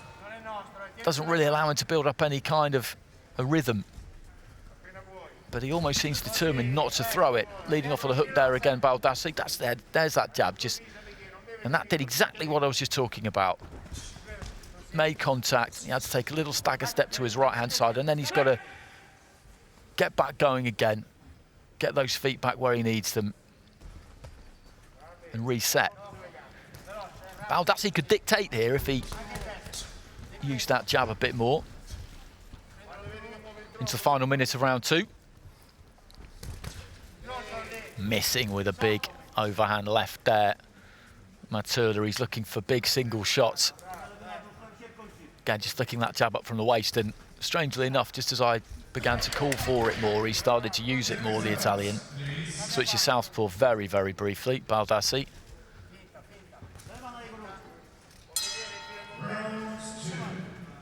30 seconds remaining in round two. Just short with the jab there, Baldassi. Wow, the referee not hanging around there. There was a 10-15 second period where they were falling short, and he's telling them to get stuck in, to engage.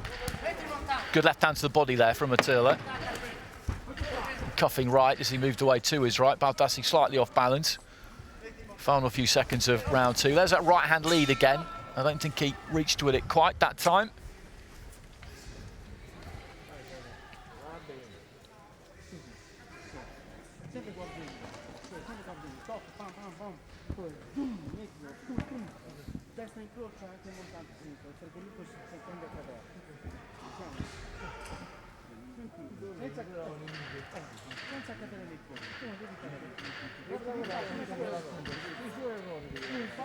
So I did say at the very start of the coverage that we would have live scores that we'd be able to show you at the end of the first and then the end of the second rounds, and then at the end of the third round, of course, we would get the final round score incorporated into the final bout score. Due to a few technical problems we're having, we can't bring you that live scoring, as you'll have noticed at the end of round 1 and the end of round 2. The coaches can see the results at the end of each round. That's the most important thing, because they then know where their fighter stands. But on the live stream at the minute, we can't see it. We're working on that. And hopefully we'll get that rectified. If not today, then as we get in tomorrow's coverage. So into the third and final round between Michele Baldassi of Italy in red and Marcel Materla of Poland in blue. Nice crisp counter there from Baldassi. He looks a decent fighter. There's that jab. Materla trying to be aggressive and get onto the front foot. Just short with the right hand there, Baldassi, which could have spelt trouble, but he brought it back quick enough. Nice 1-2, just stepped in there, Baldassi. Landed the jab and then followed it with the right hand.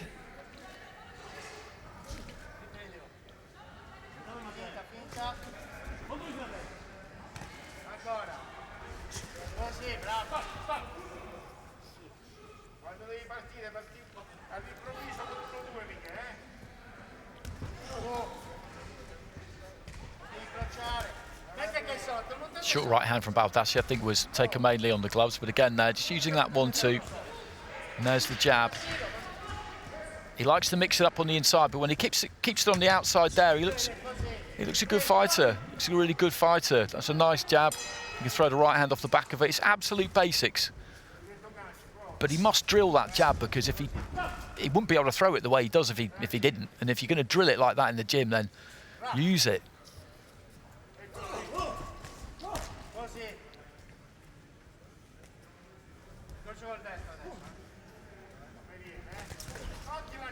Right hand lead again there from Baldassi.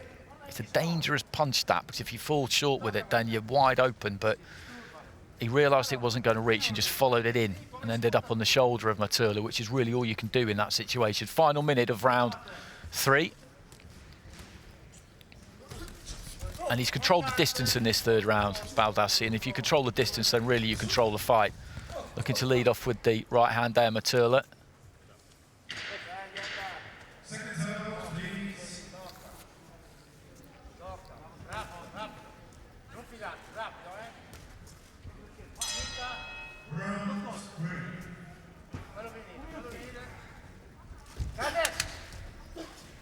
That's good stuff from Baldassi, just taking the feet back.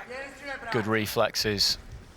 And Materla just connecting with thin air. Almost a lead uppercut there from Baldassi as we head towards the final few seconds.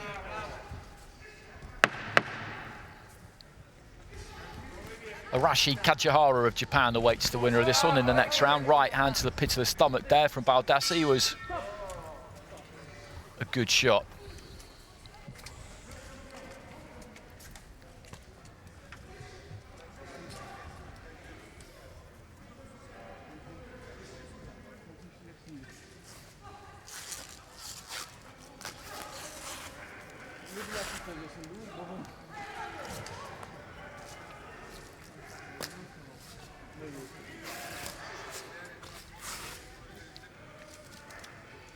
Good strong right hand counter there. And then some decent defense as well from the Italian.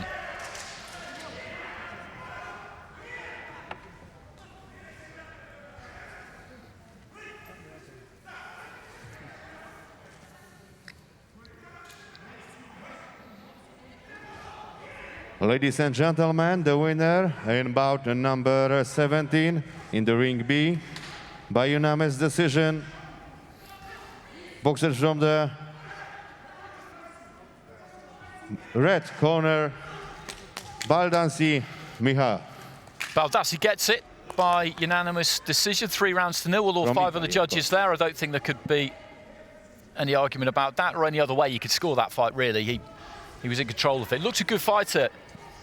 as I said, he quite keen to mix it up on the inside a bit more than maybe he needs to, because keeping it on the outside with that jab right hand, he's got some tools there.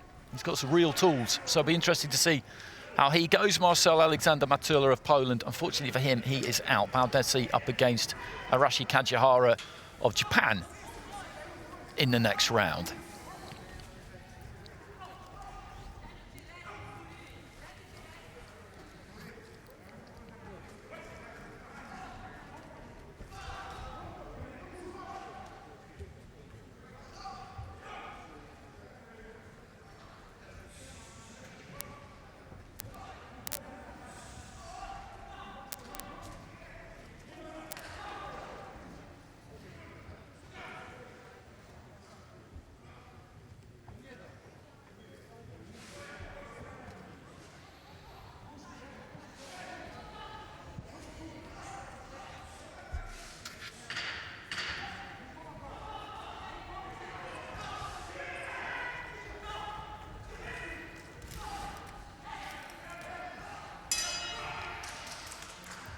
Bout number 18, the ring B, in the 56 kilogram. Into the red corner, please, from Mongolia,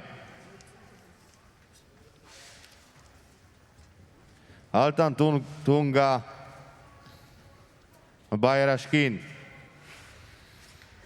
So into the red corner in this bantamweight fight from Mongolia, we've got Altan Tunga Bayrashkin. And his opponent in the blue corner from Moldavia, Vitali Priskaru. And representing Moldova, Vitali Proskaru.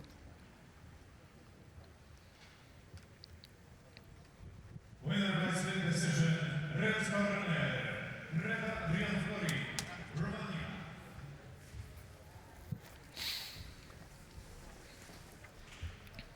And the judges in the bout 8 is in the ring B. The referee from Azerbaijan, Emil Gurbanlayev. Judge 1, Latvia. Judge 2, Israel. Judge 3, Poland. Judge 4, Guatemala. And Judge 5, Uzbekistan.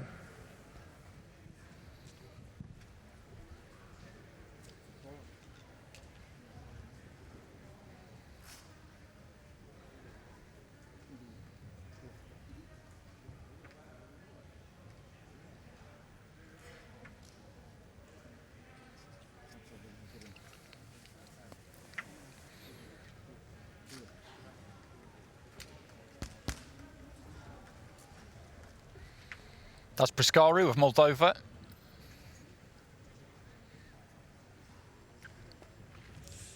Taller kind of ranger-looking figure when you compare him to Bayrashkin, who is slightly more diminutive, a little bit more solid around the shoulders maybe. If he just straightens up there, then you'll get an idea that there's a touch of a height advantage there, nothing major.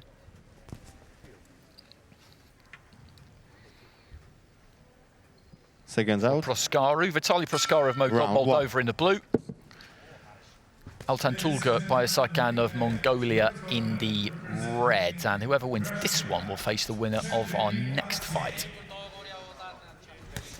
Nice right hand to the body there from Bayrashkin. Two orthodox fighters up against each other here. Right hand there from Proskaru, slips over the shoulder of Bayrashkin, who just dipped. Allowed that one just to disappear off into thin air.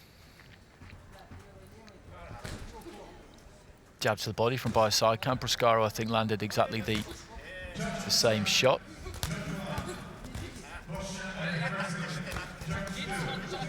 When they get up close so far, it's Bayrashkin who's just managing to get slightly the better of it.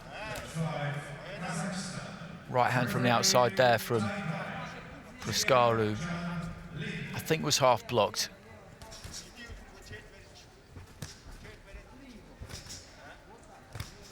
Just stoops in with a left to the body there, Bayrashkin. He does that well because he is giving away height, and then he steps in with the 1-2. Referee just telling him there that he needs to punch with the knuckle part of the glove. Nothing deliberate about that from Bayrashkin, but it was possibly a little bit of a slap. He can't just give him the jab to the body there, Prascaru. Okay, it's not going to take anything out of you. It's not going to hurt, but it's still landing. Good left hand there though from Prascaru.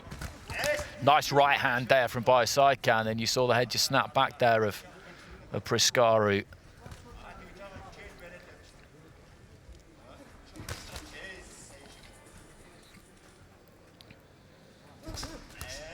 Just leaning in there, Prascaru, offering the head almost, trying to tempt Biosaikan in. That's good work from Prascaru. Biosaikan caught 2-3 times there on the way in. Prascaru knows that Biosaikan, to get to him, has got to take that space. He's got to close the gap. Prascaru's got the height and reach on him. He doesn't tend to jab too much, but he'll know that distance-wise, he does have a slight edge there.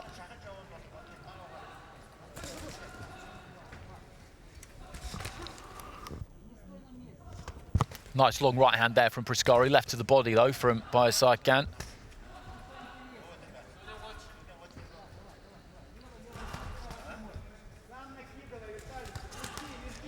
Just short with the 1-2 that time, Prascaru, and Biosaikan landed and then looks to do some body work there as well.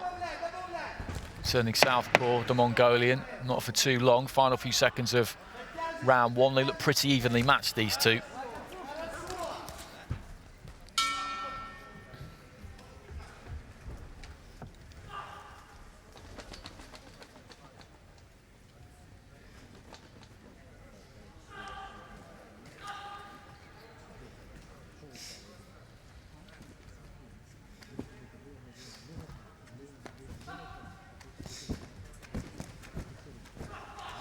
Familiar sight in the corners, just trying to get the air circulating. It's a big open space, this. You don't get a sense of just how big it is because the cameras are trained in on the ring, of course, but it's got that kind of aircraft hangar feel to it. Big, high, sort of vaulted ceiling. So in terms of the heat, it's not too bad, but the lights on the ring always do add a few degrees. Seconds out, please.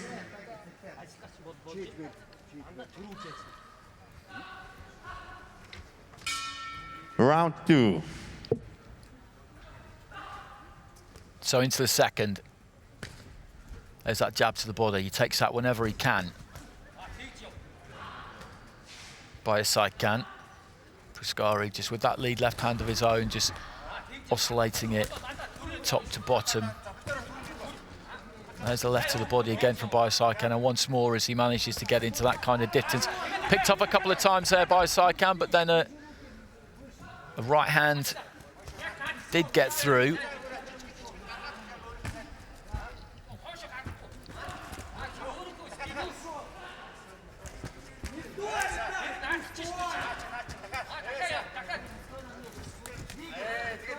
Just short with the right hand there by Biosaikan, who's looking a little bit more aggressive at the start of the second round. He's going looking for Prascaru a bit more.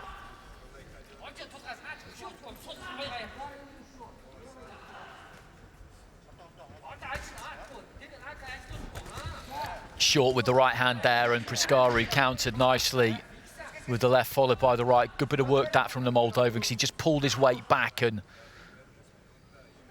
as Biosaikan just fell in behind that right, as he made him fall short, he then made him pay. Good quality bit of work there from Prascaru, who looks for the jab there. And I said it before, you know, for somebody of his height and the reach that comes with it, doesn't really use that jab.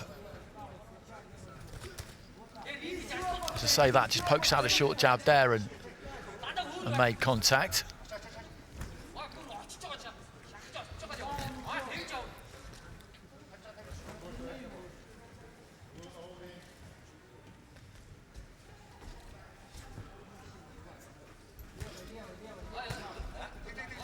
There's that left to the body, left up top there from Biosaikan. And just for a split second there, I just wondered if Prascaru felt that one, if he was buzzed slightly by that.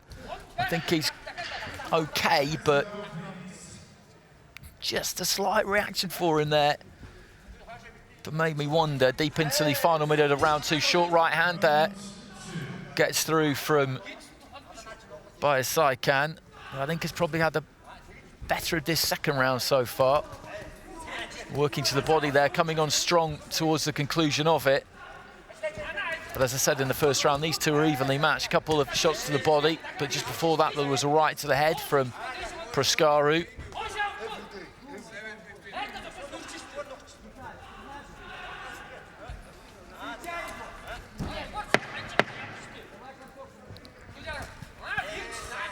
Good bit of body work there from Saikan, but Proskaru managed to find a touch of space and landed a couple himself. And it's been that kind of a fight, really, just when you feel that a fighter might be in a position to capitalise, the other one has always come back with something.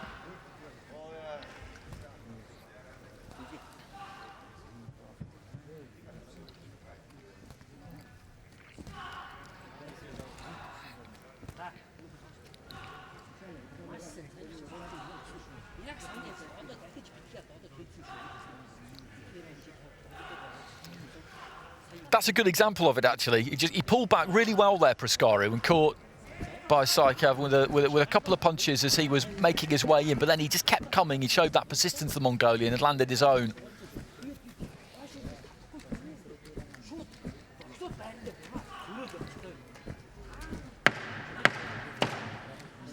Seconds out, please.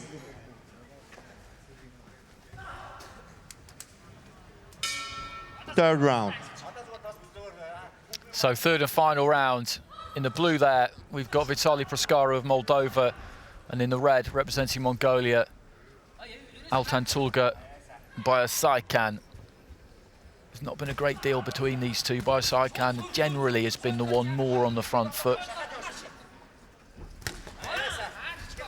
I thought I had the better of that second round. The first round was tight. He's got some good upper body movement, Proskaru. Tall fighter, dipping at the waist and just rocking and rolling on the ropes well there, because he's under pressure there, potentially. Right hand there from Saikan did get through. Prior to that, he tucked up and covered up well to the body there, Proskaru. But he doesn't want to get caught on the ropes or in those corners too much. It's not a good look. Just a little rat-a-tat-tat on the insides of the ribcage there from Saikan, and he's targeted that body, particularly with the jab to the body at times. And well, he's taken a point there, the referee, for the head, and that could be bad news for Proskaru. In a 3-round fight, losing a point is a big deal. But the referee decided that that's what he needed to do. Saikan again just gets into range, plants those feet. Good left hand there from Proskaru as Saikan's trying to come in. He's more on the back foot in this third and final round now, Proskaru, and that point that's gone is a problem. That is a problem. But he is having some success. But the look of this round is that Saikan is maybe just beginning to boss things a bit. Right to the side of the head.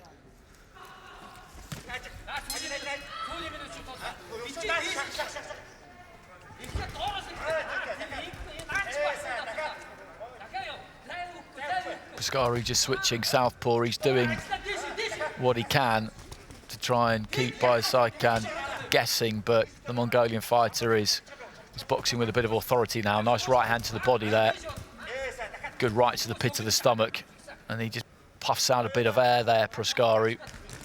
Been a decent performance from him, but educated pressure from Saikan is bit by bit just taking its toll on him, and he's going for a walk there, Proskaru, into the final 30 seconds. He's lost this final round, and he's had a point taken as well. Right hand there from Saikan, and if he followed that up, I think the referee might have jumped in with a standing count, because he did pirouette a bit, the man in blue, and offer his back almost.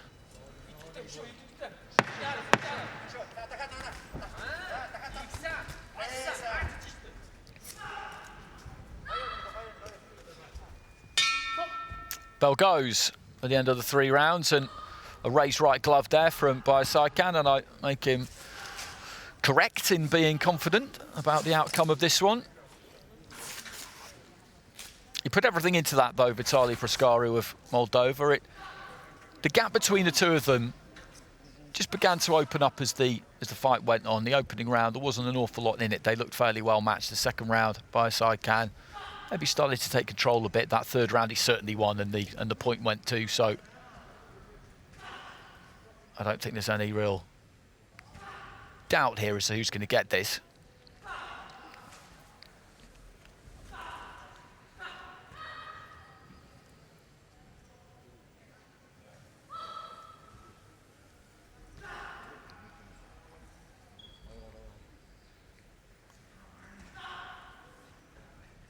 A little bit of a wait here for these two. Altan Tulga by Bayasaikhan of Mongolia in the red put on a good performance. Vitaly Proskaru of Moldova did the same. But he's still got that energy. Ladies and gentlemen, the winner of bout number 80 in the ring B by split decision. Boxer from the red corner. Well, he gets it by split decision there, Mongolia. Bayasaikhan. And when you have a look at the scores, that point deduction has cost Proskaru fairly dearly there, but it's Bayasaikhan who gets the win and looks a good fighter.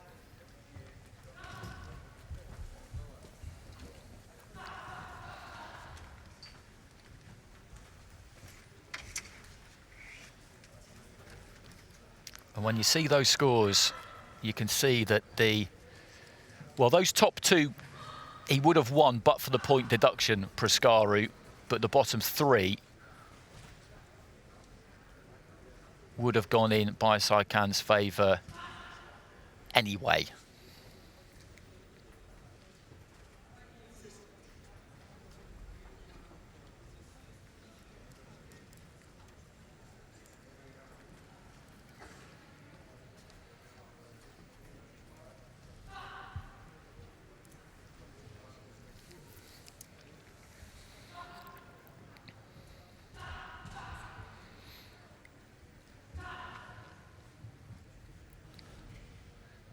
Bout number 19 in the ring B, in the 56 kilogram. Into the red corner, please welcome a boxer from Uzbekistan, Dilsot Abmurdov. So into the red corner here, and this is again a bantamweight. We've got to the blue corner, boxer from Slovakia, Lukas Lornic.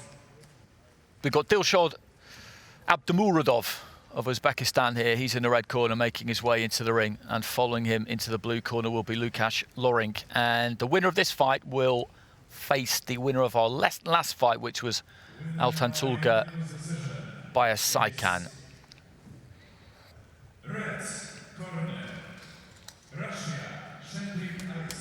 There's the Slovakian, Lukas Lornic.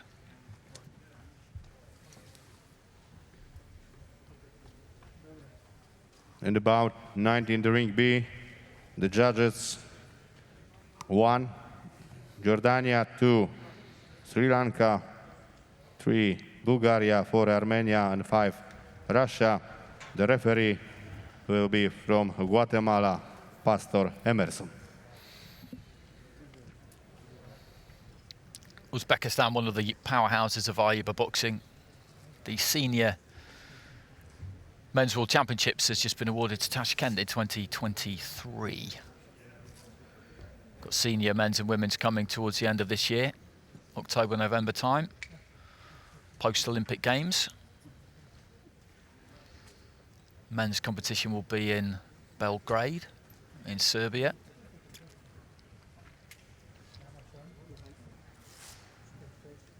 Those are our judges from Jordan, Sri Lanka, Bulgaria, Armenia and Russia.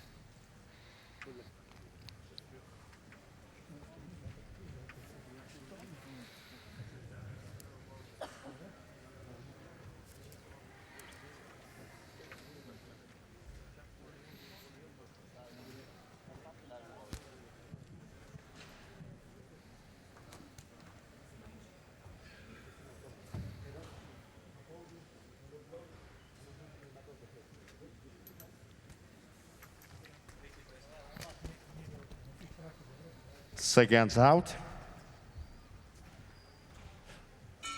Round 1. So into the first, and in the red here we've got Abdulmuradov of Uzbekistan, in the blue Lorink of Slovakia. Quick start here from Abdulmuradov, looking to dig those toes in and land a left hand to the body. He's definitely got the height and reach here on Lorink. Looking to try and punish with the jab, throwing that jab from the waist, leading off with a left hook. And Lorink trying to be aggressive himself here. Abdulmuradov tucking up fairly effectively. That left to the body is something he's looking for. For a tall fighter, he likes to get inside, get up close, dig those toes in, and really use that leverage, particularly to the body, that you can get when you've got those long limbs. Just busying up those hands on the inside there, Abdulmuradov. Varying the power. Lorink just being caught as he's coming forward a touch here. Looking for the uppercut there off the back of a right hand. Abdulmuradov, and there's that left to the body again. Dips to his left. Really puts something into it, gets good rotation on it.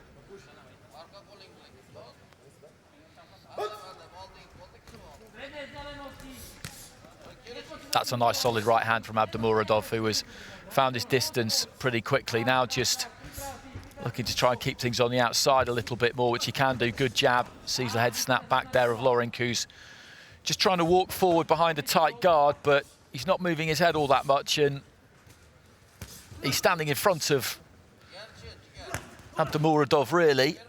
Looks to try and put everything into a right hand. Steps off to his right and then throws there, Lorink. He needs to do more of that, because at the moment he's coming in straight and the Uzbek is not finding it difficult to land on him. What's good about Abdulmuradov here is that he varies up the weight of punch. He doesn't throw everything with the same weight. He kind of tippy taps a little bit and then he'll look to really try and sink one in. Couple of good punches to the body there from Lorink. Nice uppercut there from Abdulmuradov. Right to the body as well. He looks a classy fighter.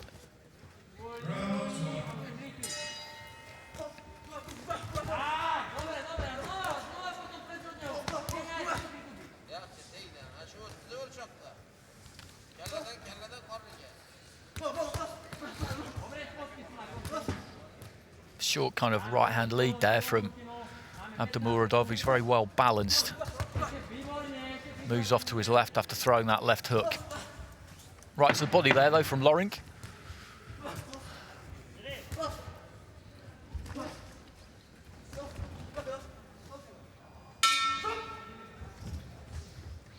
End of the first round. The round that has gone to the red corner, I would say.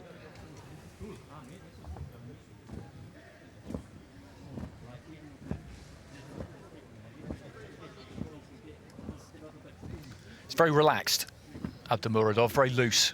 Looks very at home in there.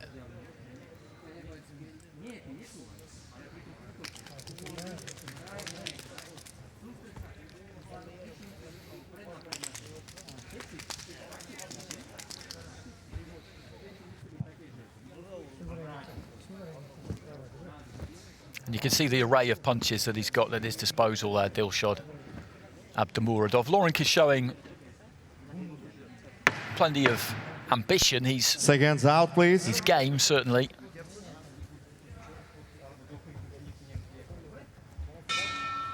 Round 2. So into the start of the second round, this in the bantamweight division. Representing Uzbekistan, we've got Dilshad Abdulmuradov, and in the blue, boxing for Slovakia, Lukas Lorink, who's looking to try and get on the front foot at the start of this second round. Abdulmuradov had a good opening round, goes to the body there with the left hand. Right hand there from Lorink. And Abdulmuradov looks a good fighter, as I said, in that opening round. Plenty of variety. Gets some power on that left to the body and just has the poise of somebody who has spent a lot of time in that squared circle.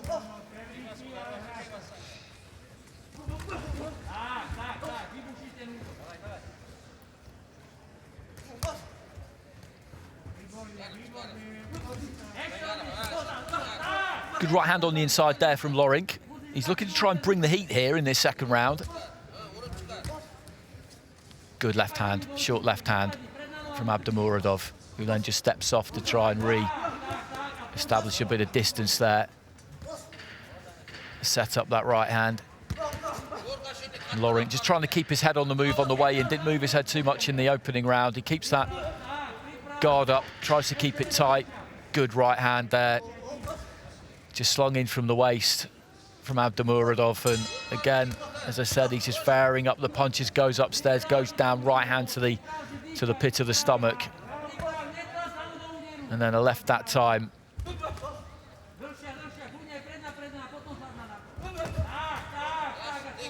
Uppercut followed by right over the top, and Lorink can take a shot because he's continuing to come forward here.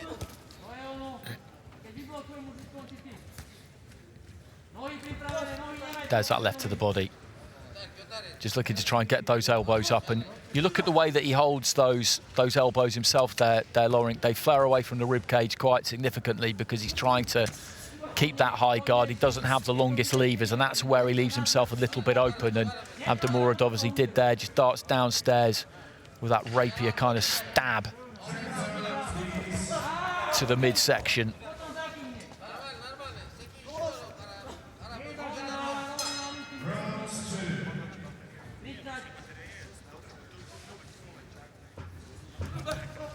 Short with the right hand there, Lorink, but wasn't made to pay for it this time.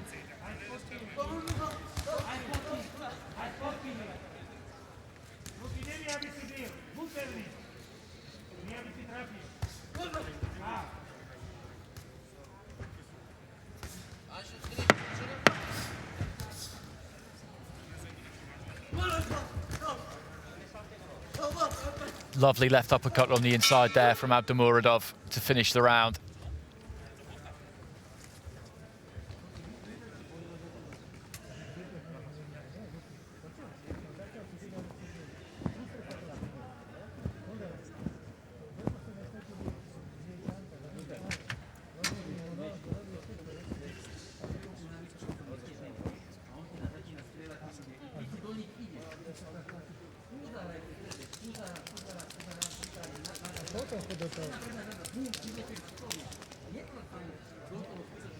Just making Lorink miss and then making him pay, and that's the name of the game. At any level of boxing, that is the name of the game. And Abdulmuradov has done that effectively so far. Lorink, as I've been saying, he's full of industry. He does have some ability. Seconds out, please. But in Abdulmuradov, he's just found himself up against somebody who's just got a bit more in all departments. Third round. Into the third and final round. Dilshad Abdulmuradov of Uzbekistan in the red, Lucas Lorink of Slovakia in the blue. Right hand there, I think, just about got through for Lorink.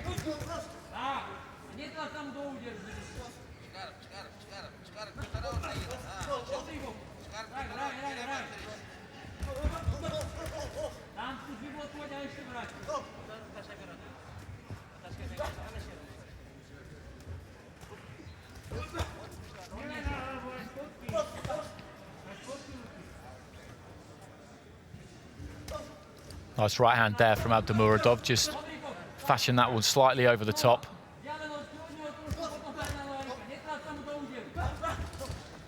Falling short with the right hand there, Lorink.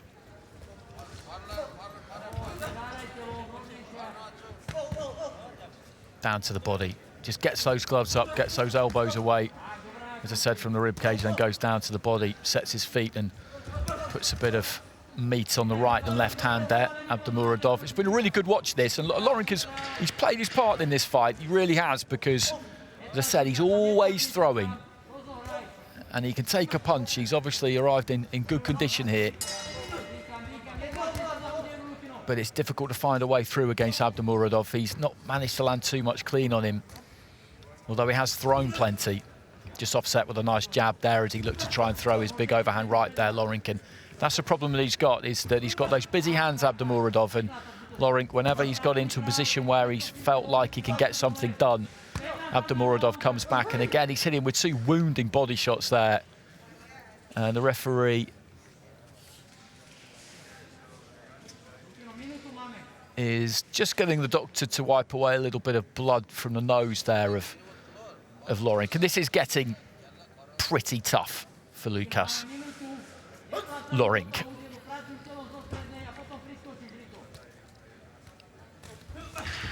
Into the final minute of this fight.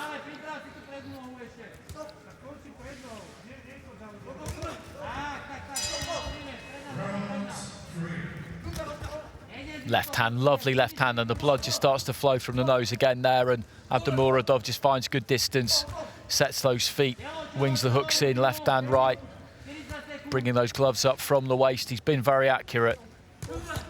Great left hand there again from Abdulmuradov. He is a quality fighter.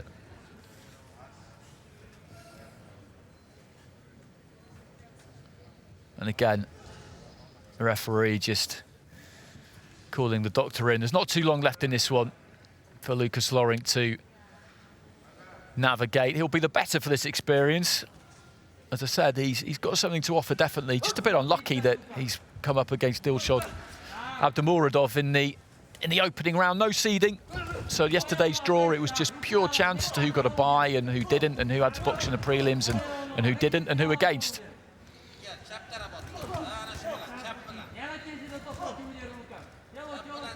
So into the final 10 seconds here, and this has been a surgical kind of display from Abdulmuradov right into the body. But again, Lorink never stopped coming forward in this fight, never stopped getting onto the front foot and working hard. So he deserves credit there, the Slovakian, for the way he went about that. But in this man, he's up against somebody who he will take some beating. We've not seen much of the field in the men's bantamweight division so far, and there are 26 fighters in it. But you just look at him here, look at him working here. It's the variety. And there's a bit of snap and spite on the punches when he wants them to be. Not always. But good distance there, gets the biting point absolutely right, and then goes down to the body. Ladies and gentlemen, the winner of bout number 19 in the ring B by unanimous decision from the red corner, DZIEL Abdulmuradov, Uzbekistan. So Abdulmuradov gets it, and there's 10-8s in there from the judges, and I think that's fair enough because he was very, very dominant in that fight, and he will go on to box Altan Tulgabayasaikan, who we saw win the previous fight. That'll be an interesting fight. 10-8s in round 3 from 4 of the 5 judges, and that's absolutely correct, you would say. As I said, scoring in Iber boxing is about interpreting dominance, and he was dominant in that fight, Abdulmuradov, particularly in that final round.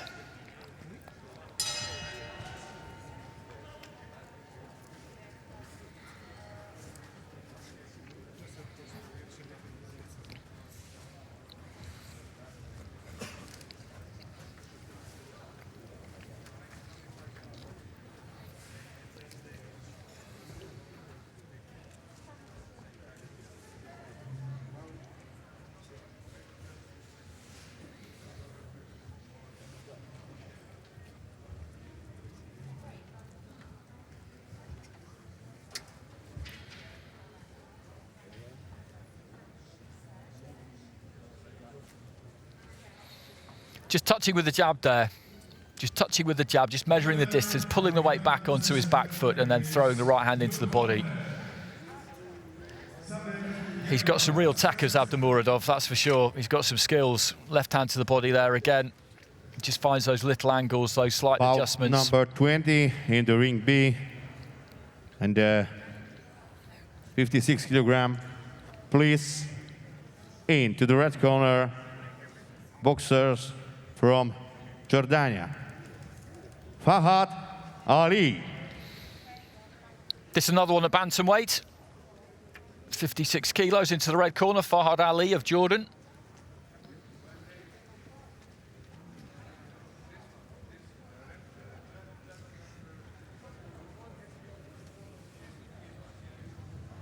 And his opponent in the blue corner from Colombia, Jose David Valdez Jimenez. And in the blue corner, representing Colombia, Jose Valdez.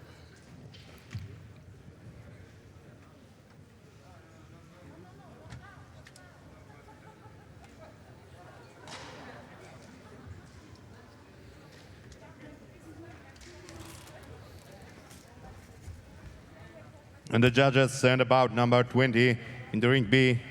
Judge 1 from Poland, Judge 2 from Korea, Judge 3 from Turkey, Judge 4 from Ireland, and Judge 4 from Slovakia. And the referee in this fight will be from Latvia, Leonidas Hanevicis.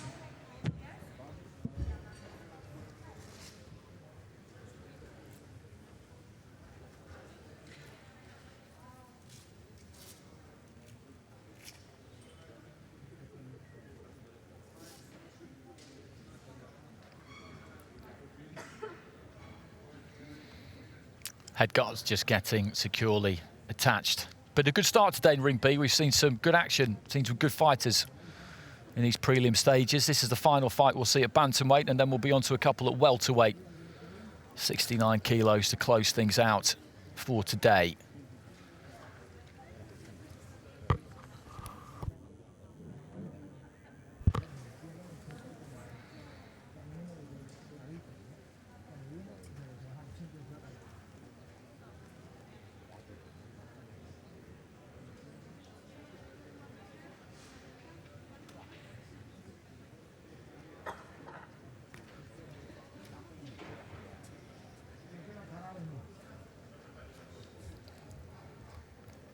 Leonidas Havanic from Latvia taking charge. Touch of gloves between the two. So we've got Fahad Ali of Jordan in the red and Jose Valdez of Colombia in the blue. Round 1. So set for three 3-minute rounds here. This is the opening day of the AIBA 2021 Youth World Championships, and this is some start here from Fahad Ali. He has come out of the traps and he looks like he wants to do some damage. He is ripped to a shred to make this weight. You can see that. Got quite a big frame on him for a bantamweight. You look at his back there and he's just dabbing with that lead hand and really looking to land that right, but that's a good counter off the back foot there from Valdez, but he wears a right hand, the Colombian, as he's backed up. And another one. Well, he's full of intent here, Fahad Ali. Technically, he leaves a little bit to be desired at times, but he absolutely commits to his punches. Aimed an uppercut there, Ali. He was miles short. Left hand to the body there from Valdez, who again just dips in, throws a couple downstairs. Short with the right hand there, Fahad Ali. He jumped on Valdez a bit at the start of the fight. Valdez maybe wasn't quite ready for it. You have to be ready for it when it's 3-3-minute rounds. You can't give anything away. Good counter there from Valdez, though.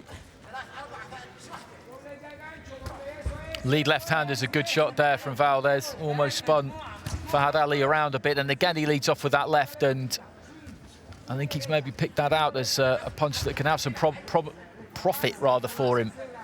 And again,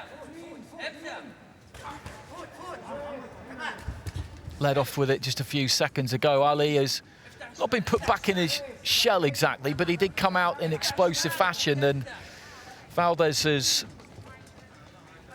taken a little bit of time to have a look, and he's coping with him pretty well now, actually. He's heading into the final minute of round 1. Watching him come to the ring, or watching him enter the ring, he kind of raised his glove to the arena, Fahad Ali. He did look quite tight.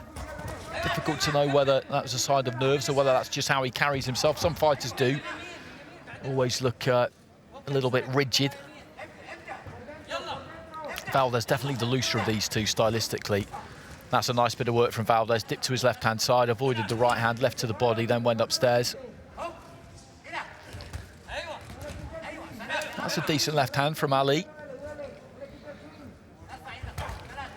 Leading off with that left hand again there, though, Valdez, and that's landed regularly. To lead off with a left hook and land it the way he does, it kind of makes me ask questions a little bit of that head guard of Ali's as to whether he can really see those punches coming in. Those hooks delivered, whether that head guard's kind of clear enough of his eye. It's a standard issue piece of kit, so it should be.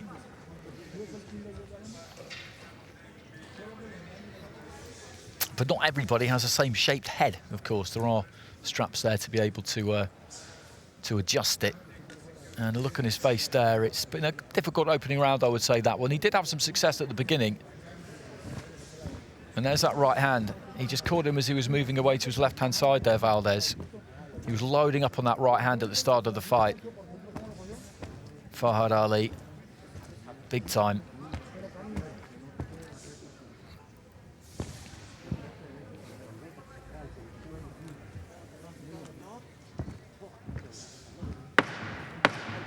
Seconds out, please.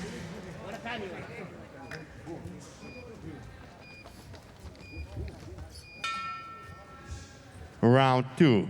So into the start of the second round. Farhad Ali of Jordan in the red. Jose Valdez of Colombia in the blue. Farhad Ali came out very quick at the start of the opening round, but by the conclusion of it, it was Valdez who was doing the better work. And again, Ali just trying to get his feet a bit closer there when he throws that right hand, which he absolutely has to do, because if he throws it from too far out, which is exactly what he did there, then Valdez just takes a step and picks him off on the way in. He can't make too many mistakes against Valdez here, Ali, because he's a good technical fighter. He's a decent back foot fighter. Right foot to the right hand, rather, to the body there from Valdez. Looks for a left. Leads off with that left hand again and catches Ali once more. That left hook, he's not gone left hook happy, but every time he does throw it, every time he leads off with it, Valdez, he pretty much lands it. Nice crisp 1-2 there from Valdez as Ali was looking to try and move in.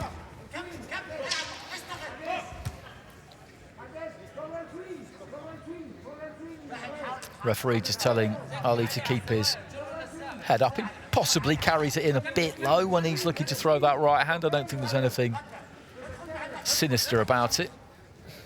Heading up to the midway point of the contest. Looking for a big right hand there, Valdez.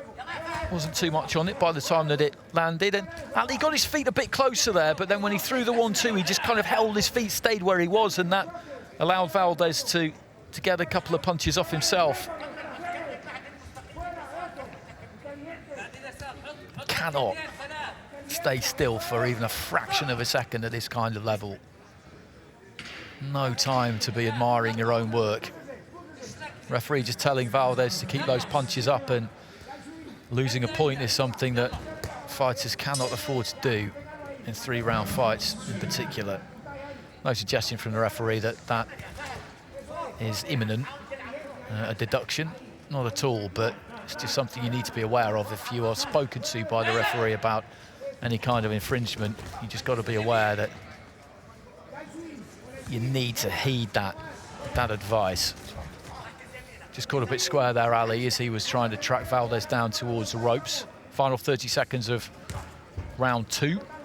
Lead left hook didn't land that time. Nice right hand there from Ali as he steps in and backs Valdez up a bit. Referee telling both of them to keep their heads up. Just feinted the jab to the head there, Valdez, then just dipped those knees, went with the right hand to the body.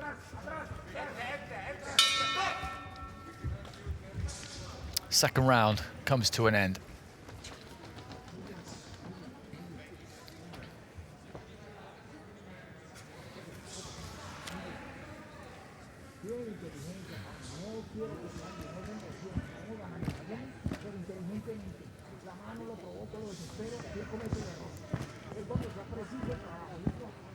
Más de 3 manos no puede tirarle por aquí. 1 o 2.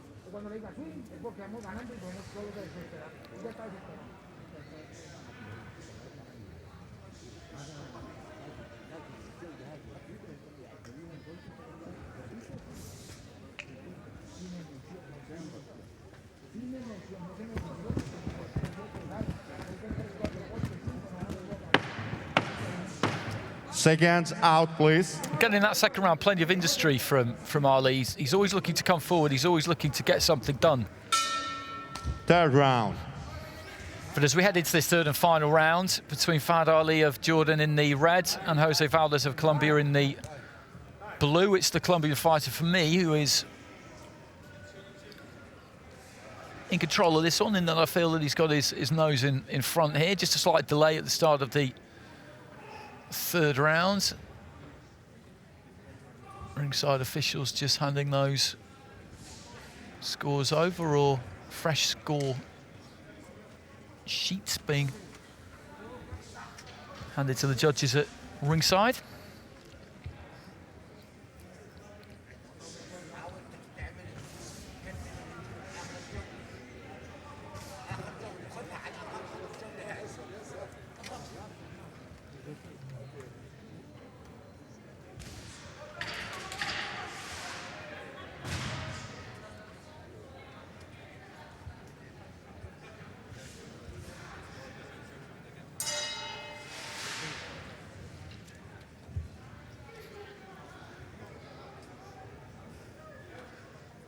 I'm not entirely sure what the issue is here. Conversations being had by the supervisor. Anyway, no matter. On into the third and final round.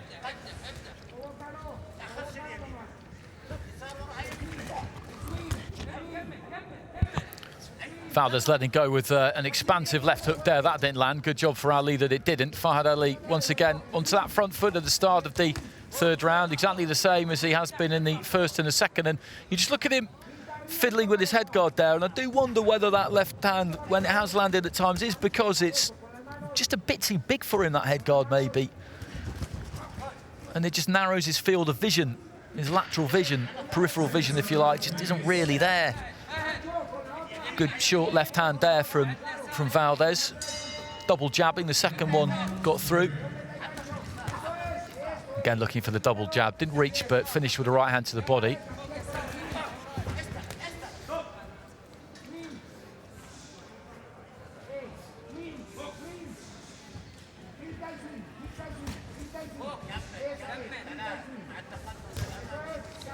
There's that left hand. Just knocked him back onto his heels, but he just allowed his weight to take him back there, Ali.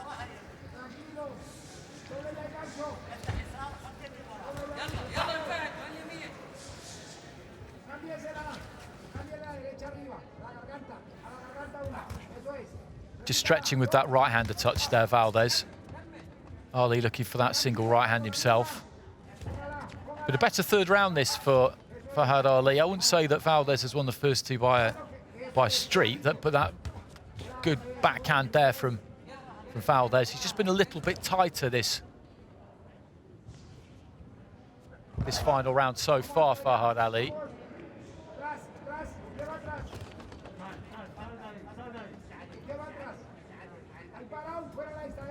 Inside the final minute.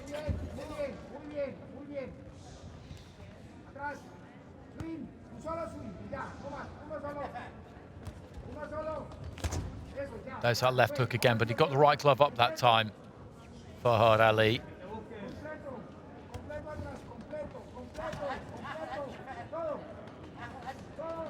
He's made an argument here, the Jordanian, all the way through, and just get the feeling from watching Valdez and the way he's negotiating this final round. I think he does feel that he's not necessarily got this one in the bag, because it's only a 3-round fight. You can't be that confident he won the opening 2 rounds.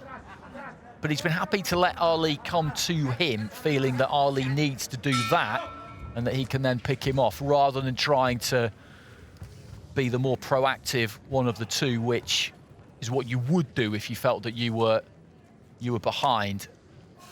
But another good competitive fight.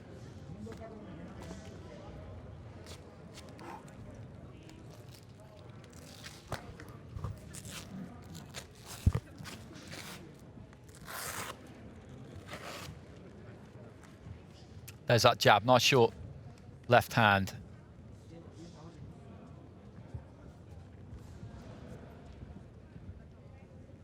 The difference between these two really is the feet. Valdez takes his feet with him everywhere, keeps his feet under him. Fahad Ali doesn't tend to manage that often, or all of the time. Often's a bit harsh. Ladies and gentlemen, the winner of bout number 20 in the ring B by unanimous decision, boxers from the blue corner, Jose David Valdez, Jimenez, Colombia. So he gets the win there, Valdez. And he will go on to fight Sachin of India in the next round.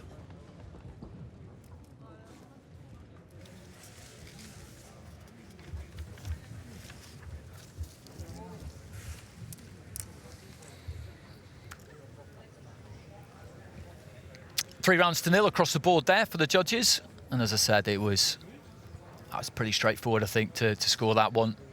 Plenty of industry from Fahad Ali, and plenty more to come from him, I think, too.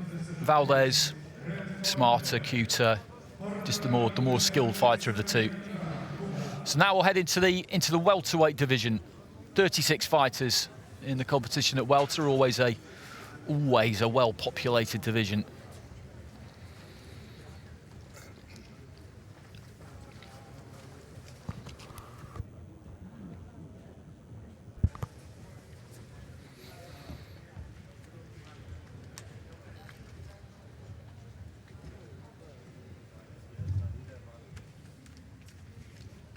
Bout number 21 in the ring B in the 69-kilogram men's. Into the red corner, please welcome a boxer from Latvia, Zuslanas Zailis. Coming into the red corner here, we've got Ruslanas Zailis of Lithuania.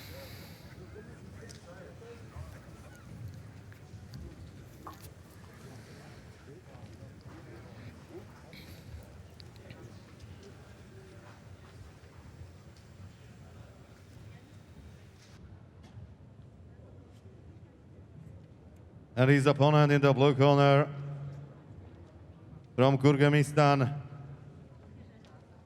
Muhammad Bagiev.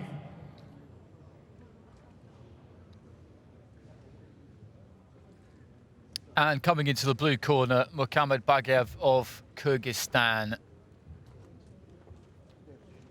Just a reminder about the live scoring.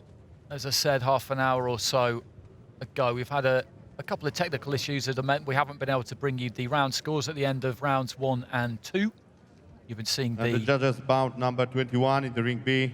Final scores at the end of round 3 and the breakdown at the end of the fight. Mongolia 3, Uzbekistan 4, Azerbaijan 5, Israel, and the referee from Guatemala, Pastor Emerson.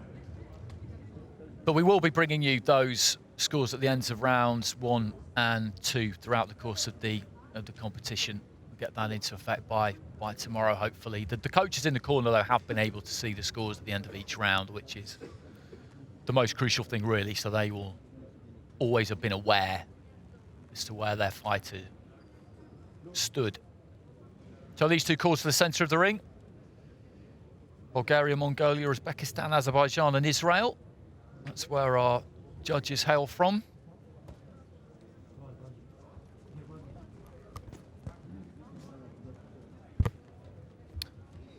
Ruslanas Zailis of Lithuania in the red, Muhammad Bagiev of Kyrgyzstan in the blue. Round 1. This is the penultimate bout of this opening day of the 2021 AIBA Youth World Championships in Ring B. Both of these two lucky to land big shots right from the start of the fight there. That's a lovely chopping down right hand. He's a bit open there, though, Bagiev, as he throws his right, and no feeling out process here whatsoever. Both of them just digging their toes in and just swinging for the fences. Big right hands coming in from both of them. Bit untidy that as he comes forward there, Zailis. But he's just looking to inch forward and then throw that right hand. Walked onto the end of a jab there, I think, as he looked to get that punch away. It's the Kyrgyzstan fighter Bagiev, who just looks to have the better balance of the two.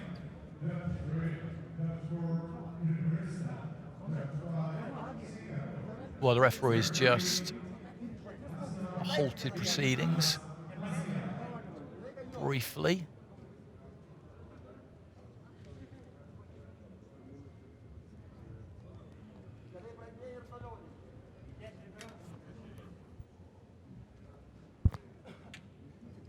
A slight issue at ringside.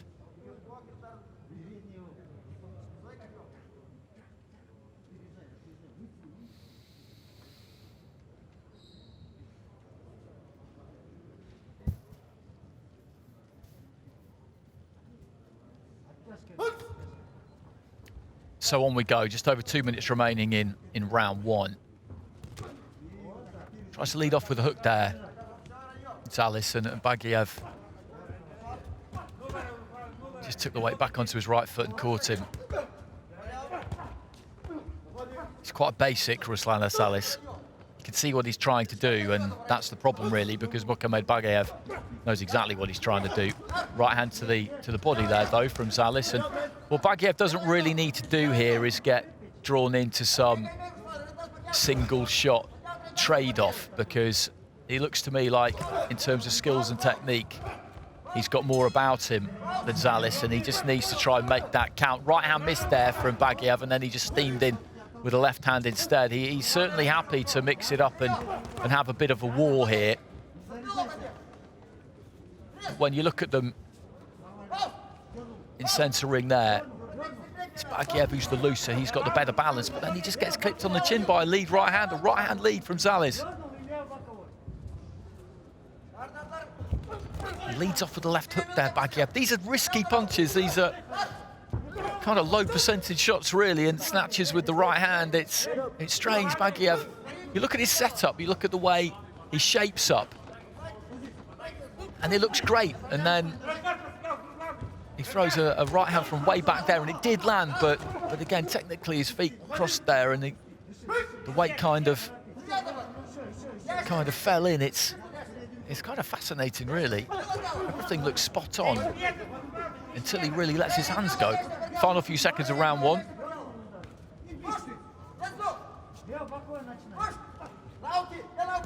More orthodox jab, then leads off with the left hand there, Bagiev, and Salis immediately looks to try and come back with a right hand.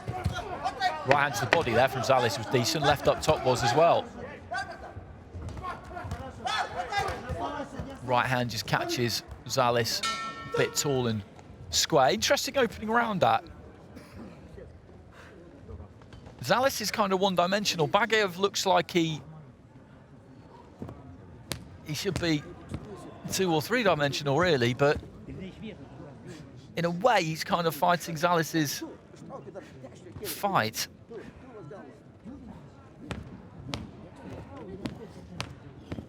Goes to the body there. Which was a good move because Salis kind of offered it. Made him fall short there, couldn't quite counter with his own right hand. But that's what Salis is looking for. He's looking to get his feet close enough and then really throw that right hand. But the problem he's got is that often he doesn't quite get his feet close enough. He made a good adjustment there, though, because that right hand there, because Seconds out, please. he winged that in from an improvised kind of angle, and it did score. Round two. But then his feet got stuck and he caught a left hand. So into the start of the second round, Muhammad Bagiev of Kyrgyzstan in the blue, Ruslan Salis of Lithuania in the red.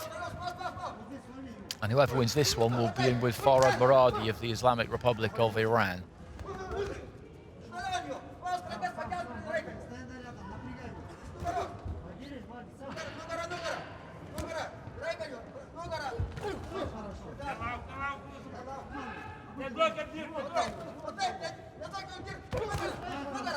A strong right hand there from Bagiev. He looked to try and sit down and throw another one there, just dropped his knees and then put it over the top, but didn't quite get it clean. The second one there was much better.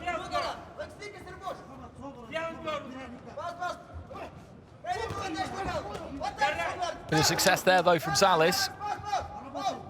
But then caught a right hand as he was coming forward. That's what he's going to have to do here, Zales. And I suspect that's what he always has to do, is that he's going to have to take one to land one. I don't think he's too bothered about that. That's a great right hand there from Zales. He stepped in there, really closed that distance, and his feet were right where he needed them. And that's why he got the purchase on that right hand. That is what it's all about, really. He got his feet closer. And he did again there, and then explodes with a left hook. And those are good shots. Those are big shots from Zales.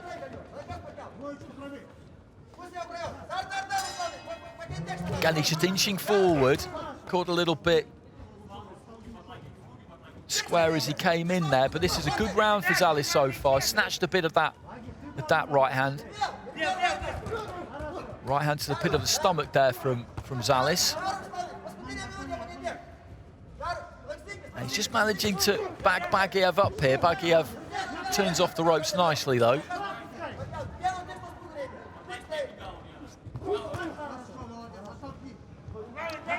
Oh, Zales that time actually just got a little bit too close, shut down his own space. And the both of them there, I think, were waiting for the referee or expecting the referee to break them, but there was just no need. And it was Zales who shrugged Bagiev off and then let go with a couple. So this, for me, is going to be pretty evenly poised going into the third and final round. I would have given Bagiev that first round, I think. But this second round is Zales's, I would say.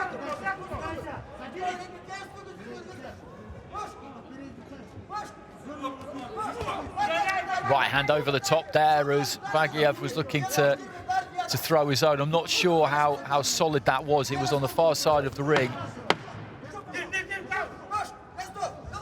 A few seconds remaining in round two, and as I said, I think this is poised very nicely heading into the third and final round.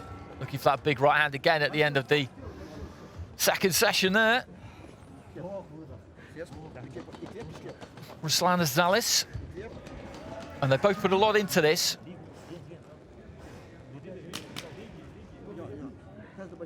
And it could be a case almost of whose stamina holds up best in the 3 minutes that is remaining here. Trying to get some life into the legs over in the blue corner there, just massaging those calves, those thighs of Mohamed Bagiev.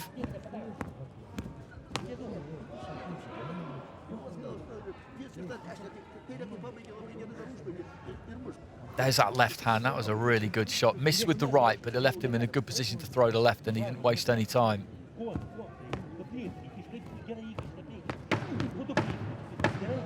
Seconds out, please.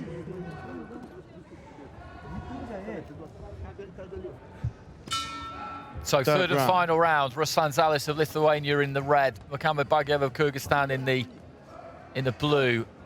I'd have gone Bagiev's way in round one. I've gone Zales's way in round two.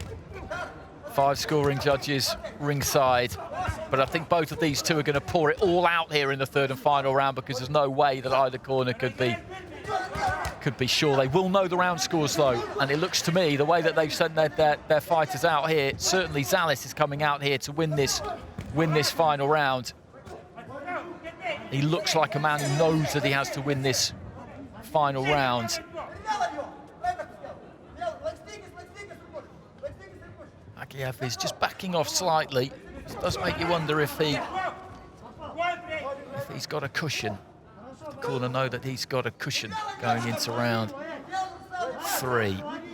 But even if he has, courtesy of 2 10-9s, that doesn't mean you're out of sight, because the 10-8 is distinctly possible in AIBA scoring. He was off balance there, Zales, but still managed to throw that right hand with a decent amount of pop. But there you see Bagiev just giving ground. He's happy to give ground. And then looks to ditch a big right hand off the ropes. To no avail.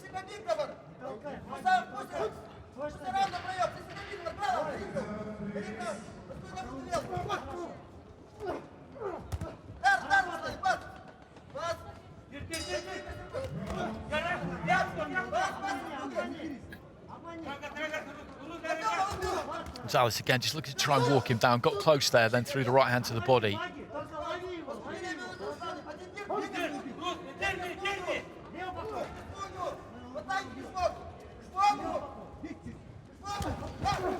Good solid right hand to the chest there from Zales.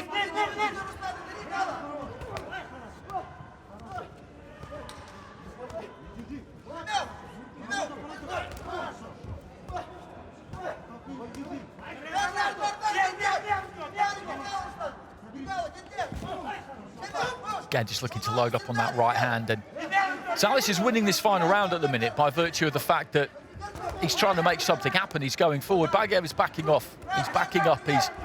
He is trying to land punches, of course he is, but there's a lot more purpose and a lot more motivation here, really, for Zales, which does make me wonder about those scores going into the final round. But it's all just guesswork on my part. Into the final few seconds of round 3.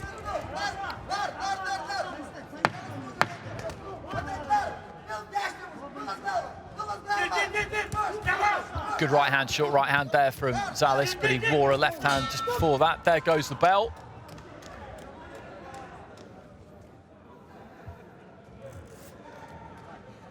Zales put absolutely everything into that.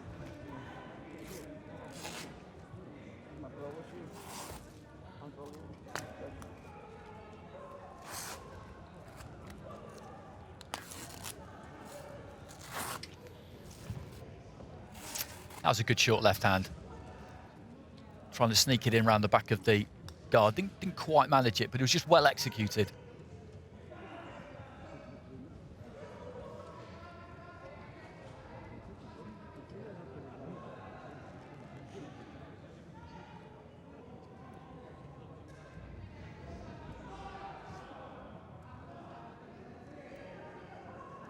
Ladies and gentlemen, the winner of bout number 21 in the ring B by split decision. The boxers from the red corner, Ruslan Zales, Lithuania. Well, it's Ruslan Zales who gets it. Be interesting to have a look at the scores. Split decision 3-2, 2 rounds to 1. With Uzbekistan, Azerbaijan and Israel, and 2 rounds to 1 in favour of the other fighter for the other 2 judges' cards. And I think he didn't do himself any favours there, Muhammad Baguev, by the way he went about things in that 3rd and final round, because he had the look of a fighter who was maybe a couple of rounds up. That was how he was going about it. There was much more urgency from Zales, who really went out to go and get it. And he did get it, because you look at those bottom 3 scores, those 10-9s, that's won him the fight. That's won him the fight. So he goes through and he'll be up against Farhad Moradi of the Islamic Republic of Iran in the next round.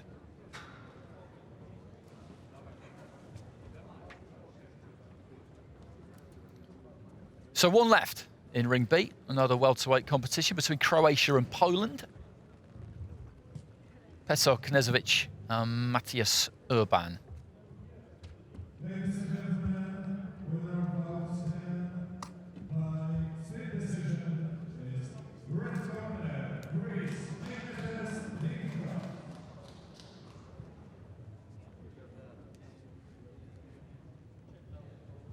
Bout number 22 in the ring B, 69-kilogram men's. Into the red corner, please welcome a boxer from Croatia, Petar Knezovic. Here comes Knezovic. He'll be heading for the red corner, boxing for Croatia.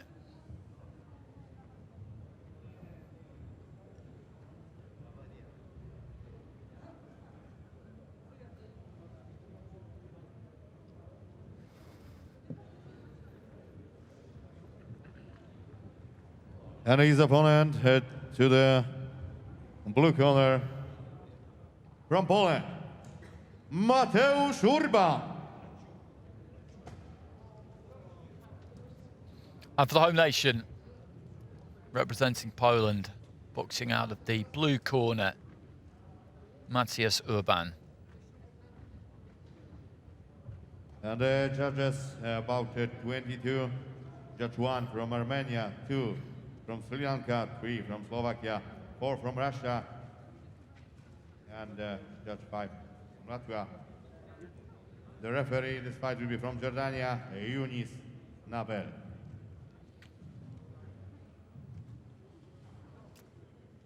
And awaiting the winner of this one in the next round will be Samir Nazirov of Azerbaijan. He got a bye rather, at yesterday's draw.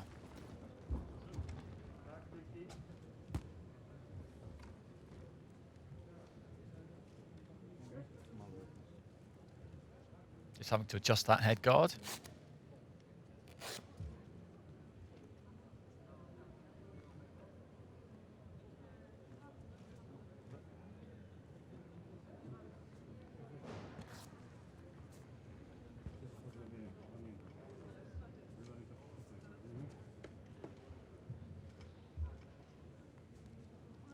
And that's Matthias Urban, the Polish eagle on the left-hand side of his vest there. Judges from Armenia, Sri Lanka, Slovakia, Russia and Latvia. This is the final fight of this opening session on day one of the 2021 AIBA Youth Men's and Women's World Boxing Championships. 69 kilos. Yunis Nabil of Jordan in charge of this one. And as I said, in the red from Croatia, Petar Nezovic, and in the blue from Poland, Matthias Urban. Seconds out. Round one.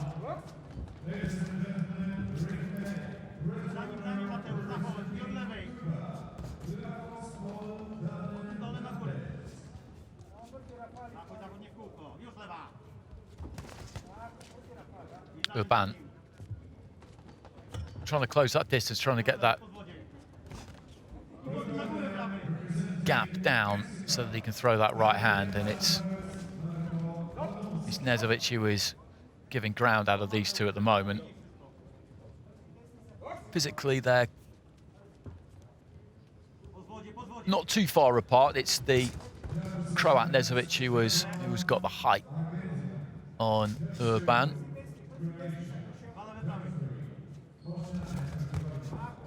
It's a neat left hand there from Nezovic as he was on the retreat. Urban uses that kind of high guard. Nezovic just carries his gloves a little bit low, right to the body there from Urban.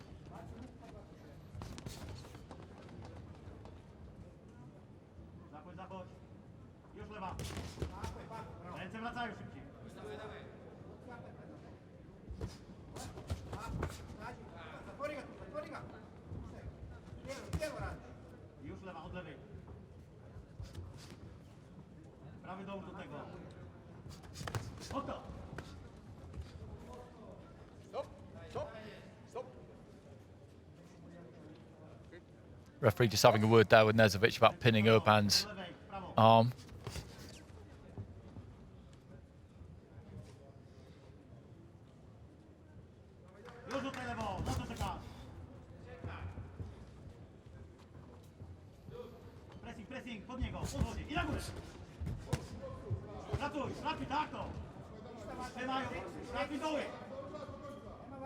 No real space for either one of them to get anything done there as they kind of fell into the clinch.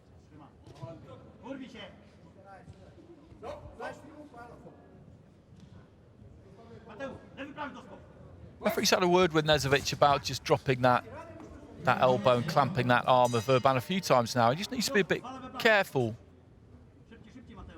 Nezovic doesn't want to lose a point for that.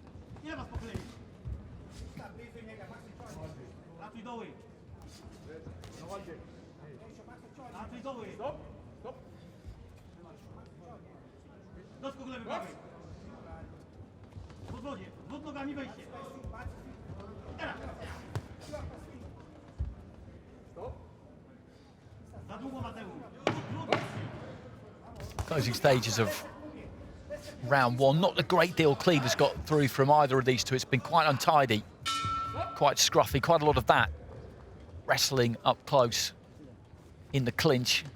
The referees in Ring B today have always given the fighters a chance to work their way out when they get into that kind of situation. And it's Urban, I think, who was maybe a little bit more willing to fight on the inside than Nezovic. As I was saying, the referee's had a word with Nezovic a couple of times about just dropping that elbow, that forearm on his opponent's arm, on the blind side of the referee generally. And you can see it there actually as they fall in towards each other. It's Nezovic who is keener just to tie his man up there and get the referee in and get him to break the two of them apart. Seconds out, please.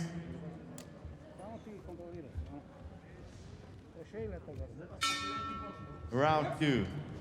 So into the second round, and Urban of Poland in the blue quickly into the centre of the ring.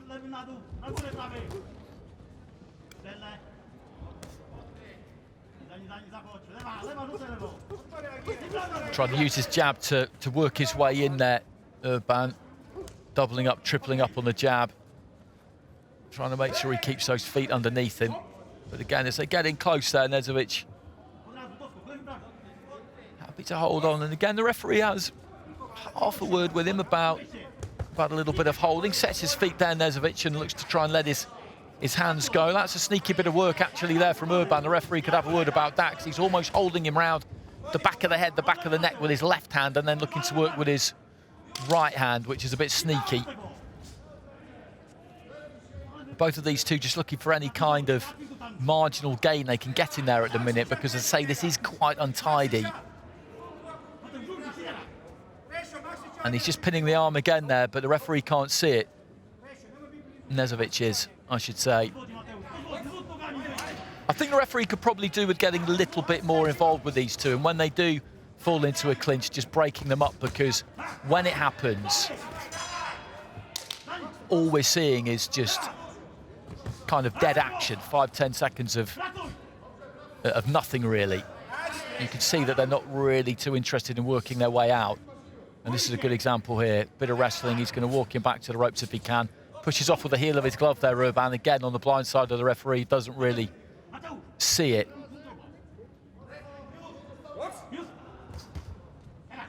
Better distance there from Nezovic. Nice short left hand on the inside there from the Croat as well. The man in red, as Urban was just looking to try and close him down. It's the Polish fighter who has been on the front foot more, and in a fight where not a great deal has landed clean, where it might be difficult to pick between the two of them in that criteria, the most important criteria, then proactivity can and should count.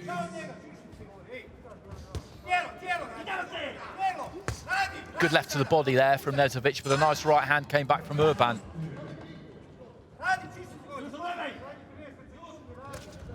Lead left uppercut there from Urban. Sprang in from distance. That's a risky shot, but he landed it.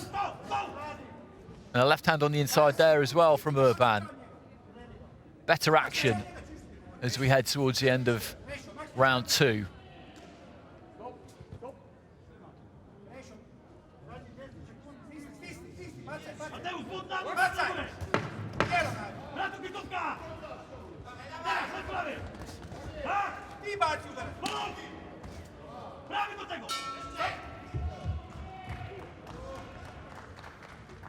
So 1 round to go, 1 more round left in Ring B on this opening day of the 2021 IEBA Youth World Championships here in Kielce in Poland. 414 fighters from 52 countries have made their way here. And absolutely delighted that they have, because it's always an absolute joy to come to these tournaments.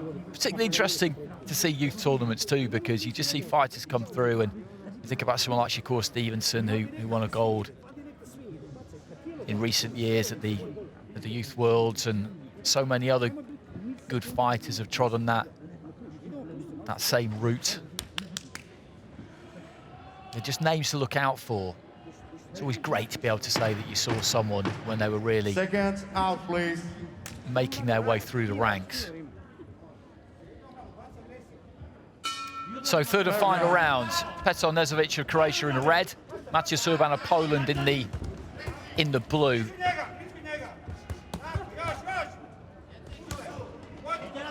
Both coming out aggressive at the start of round 3, as you would expect. We don't know how the scores stand, but the corners will.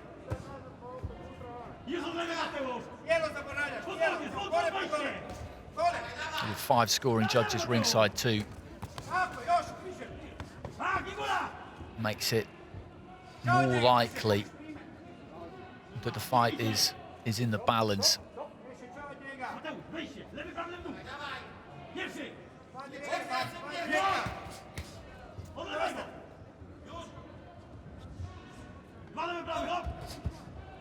Just got slightly too close there, Urban, as he came in. He stole that space nicely, but by the time he started to throw, he just kind of...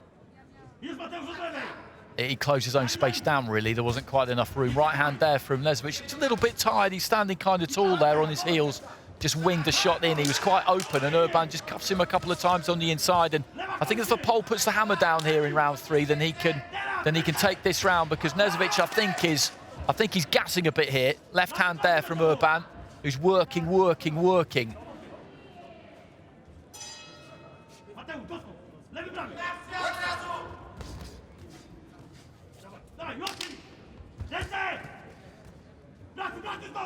Urban's still throwing, but the way he's just kind of setting his feet and then letting his hands go, I wouldn't say it's desperate exactly, but it seems to be taking a real effort.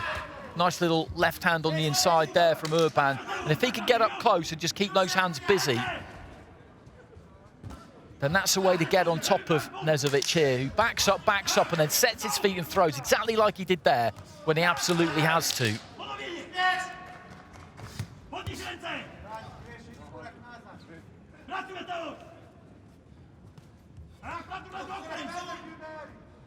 Well, both of them just taking the opportunity to nick a little bit of a rest there.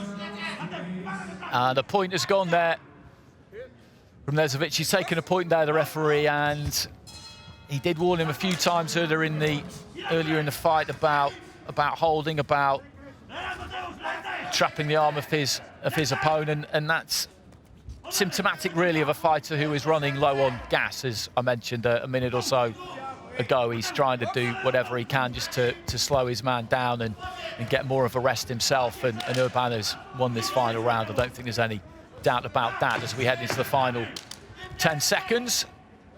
So it could be finishing with a win for the home fighter here. We'll have to wait and see though how this turns out on the scorecards. And there goes the bell at the end of round 3. Mateusz Urban of Poland in the blue, and that is Petar Knežević of Croatia in the red. The winner of this one will go on to fight an Azeri, Samir Nazarov, in the next round. This is the welterweight division.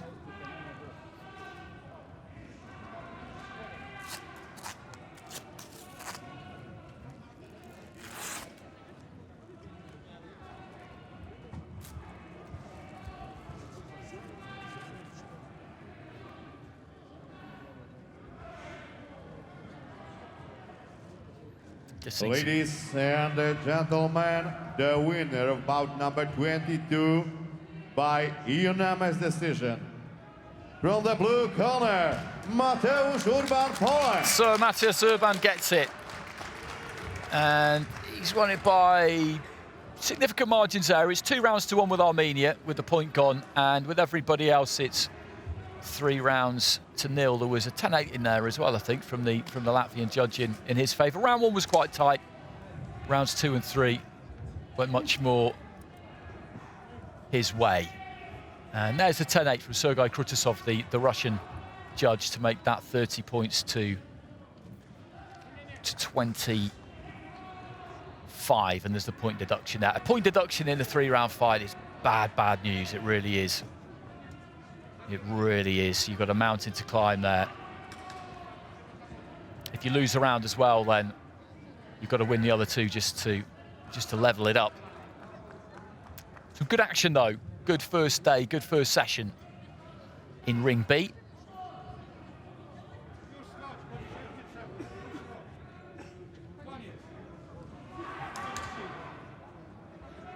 And Urban just increased the tempo as the fight went on, and in that 3rd and final round, Knežević was running on empty a bit, clinging on, holding on, too much for the referee's liking, and that's where the point deduction really came from.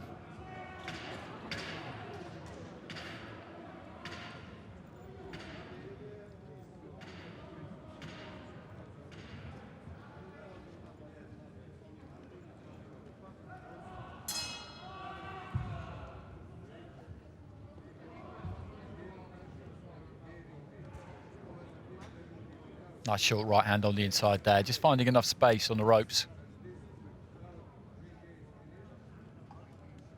So Poland get another fighter through to the next round, as they did in Karolina Rampulska, who boxed well actually in her fight in the women's bantamweight division against Vilta Saviskaita. Referee stopping the contest towards the end of the second round.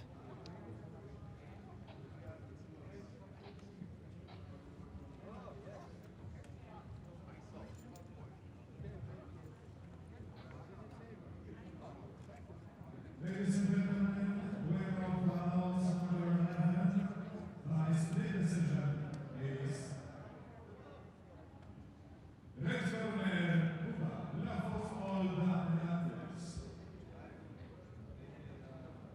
The action just finishing off in ring A.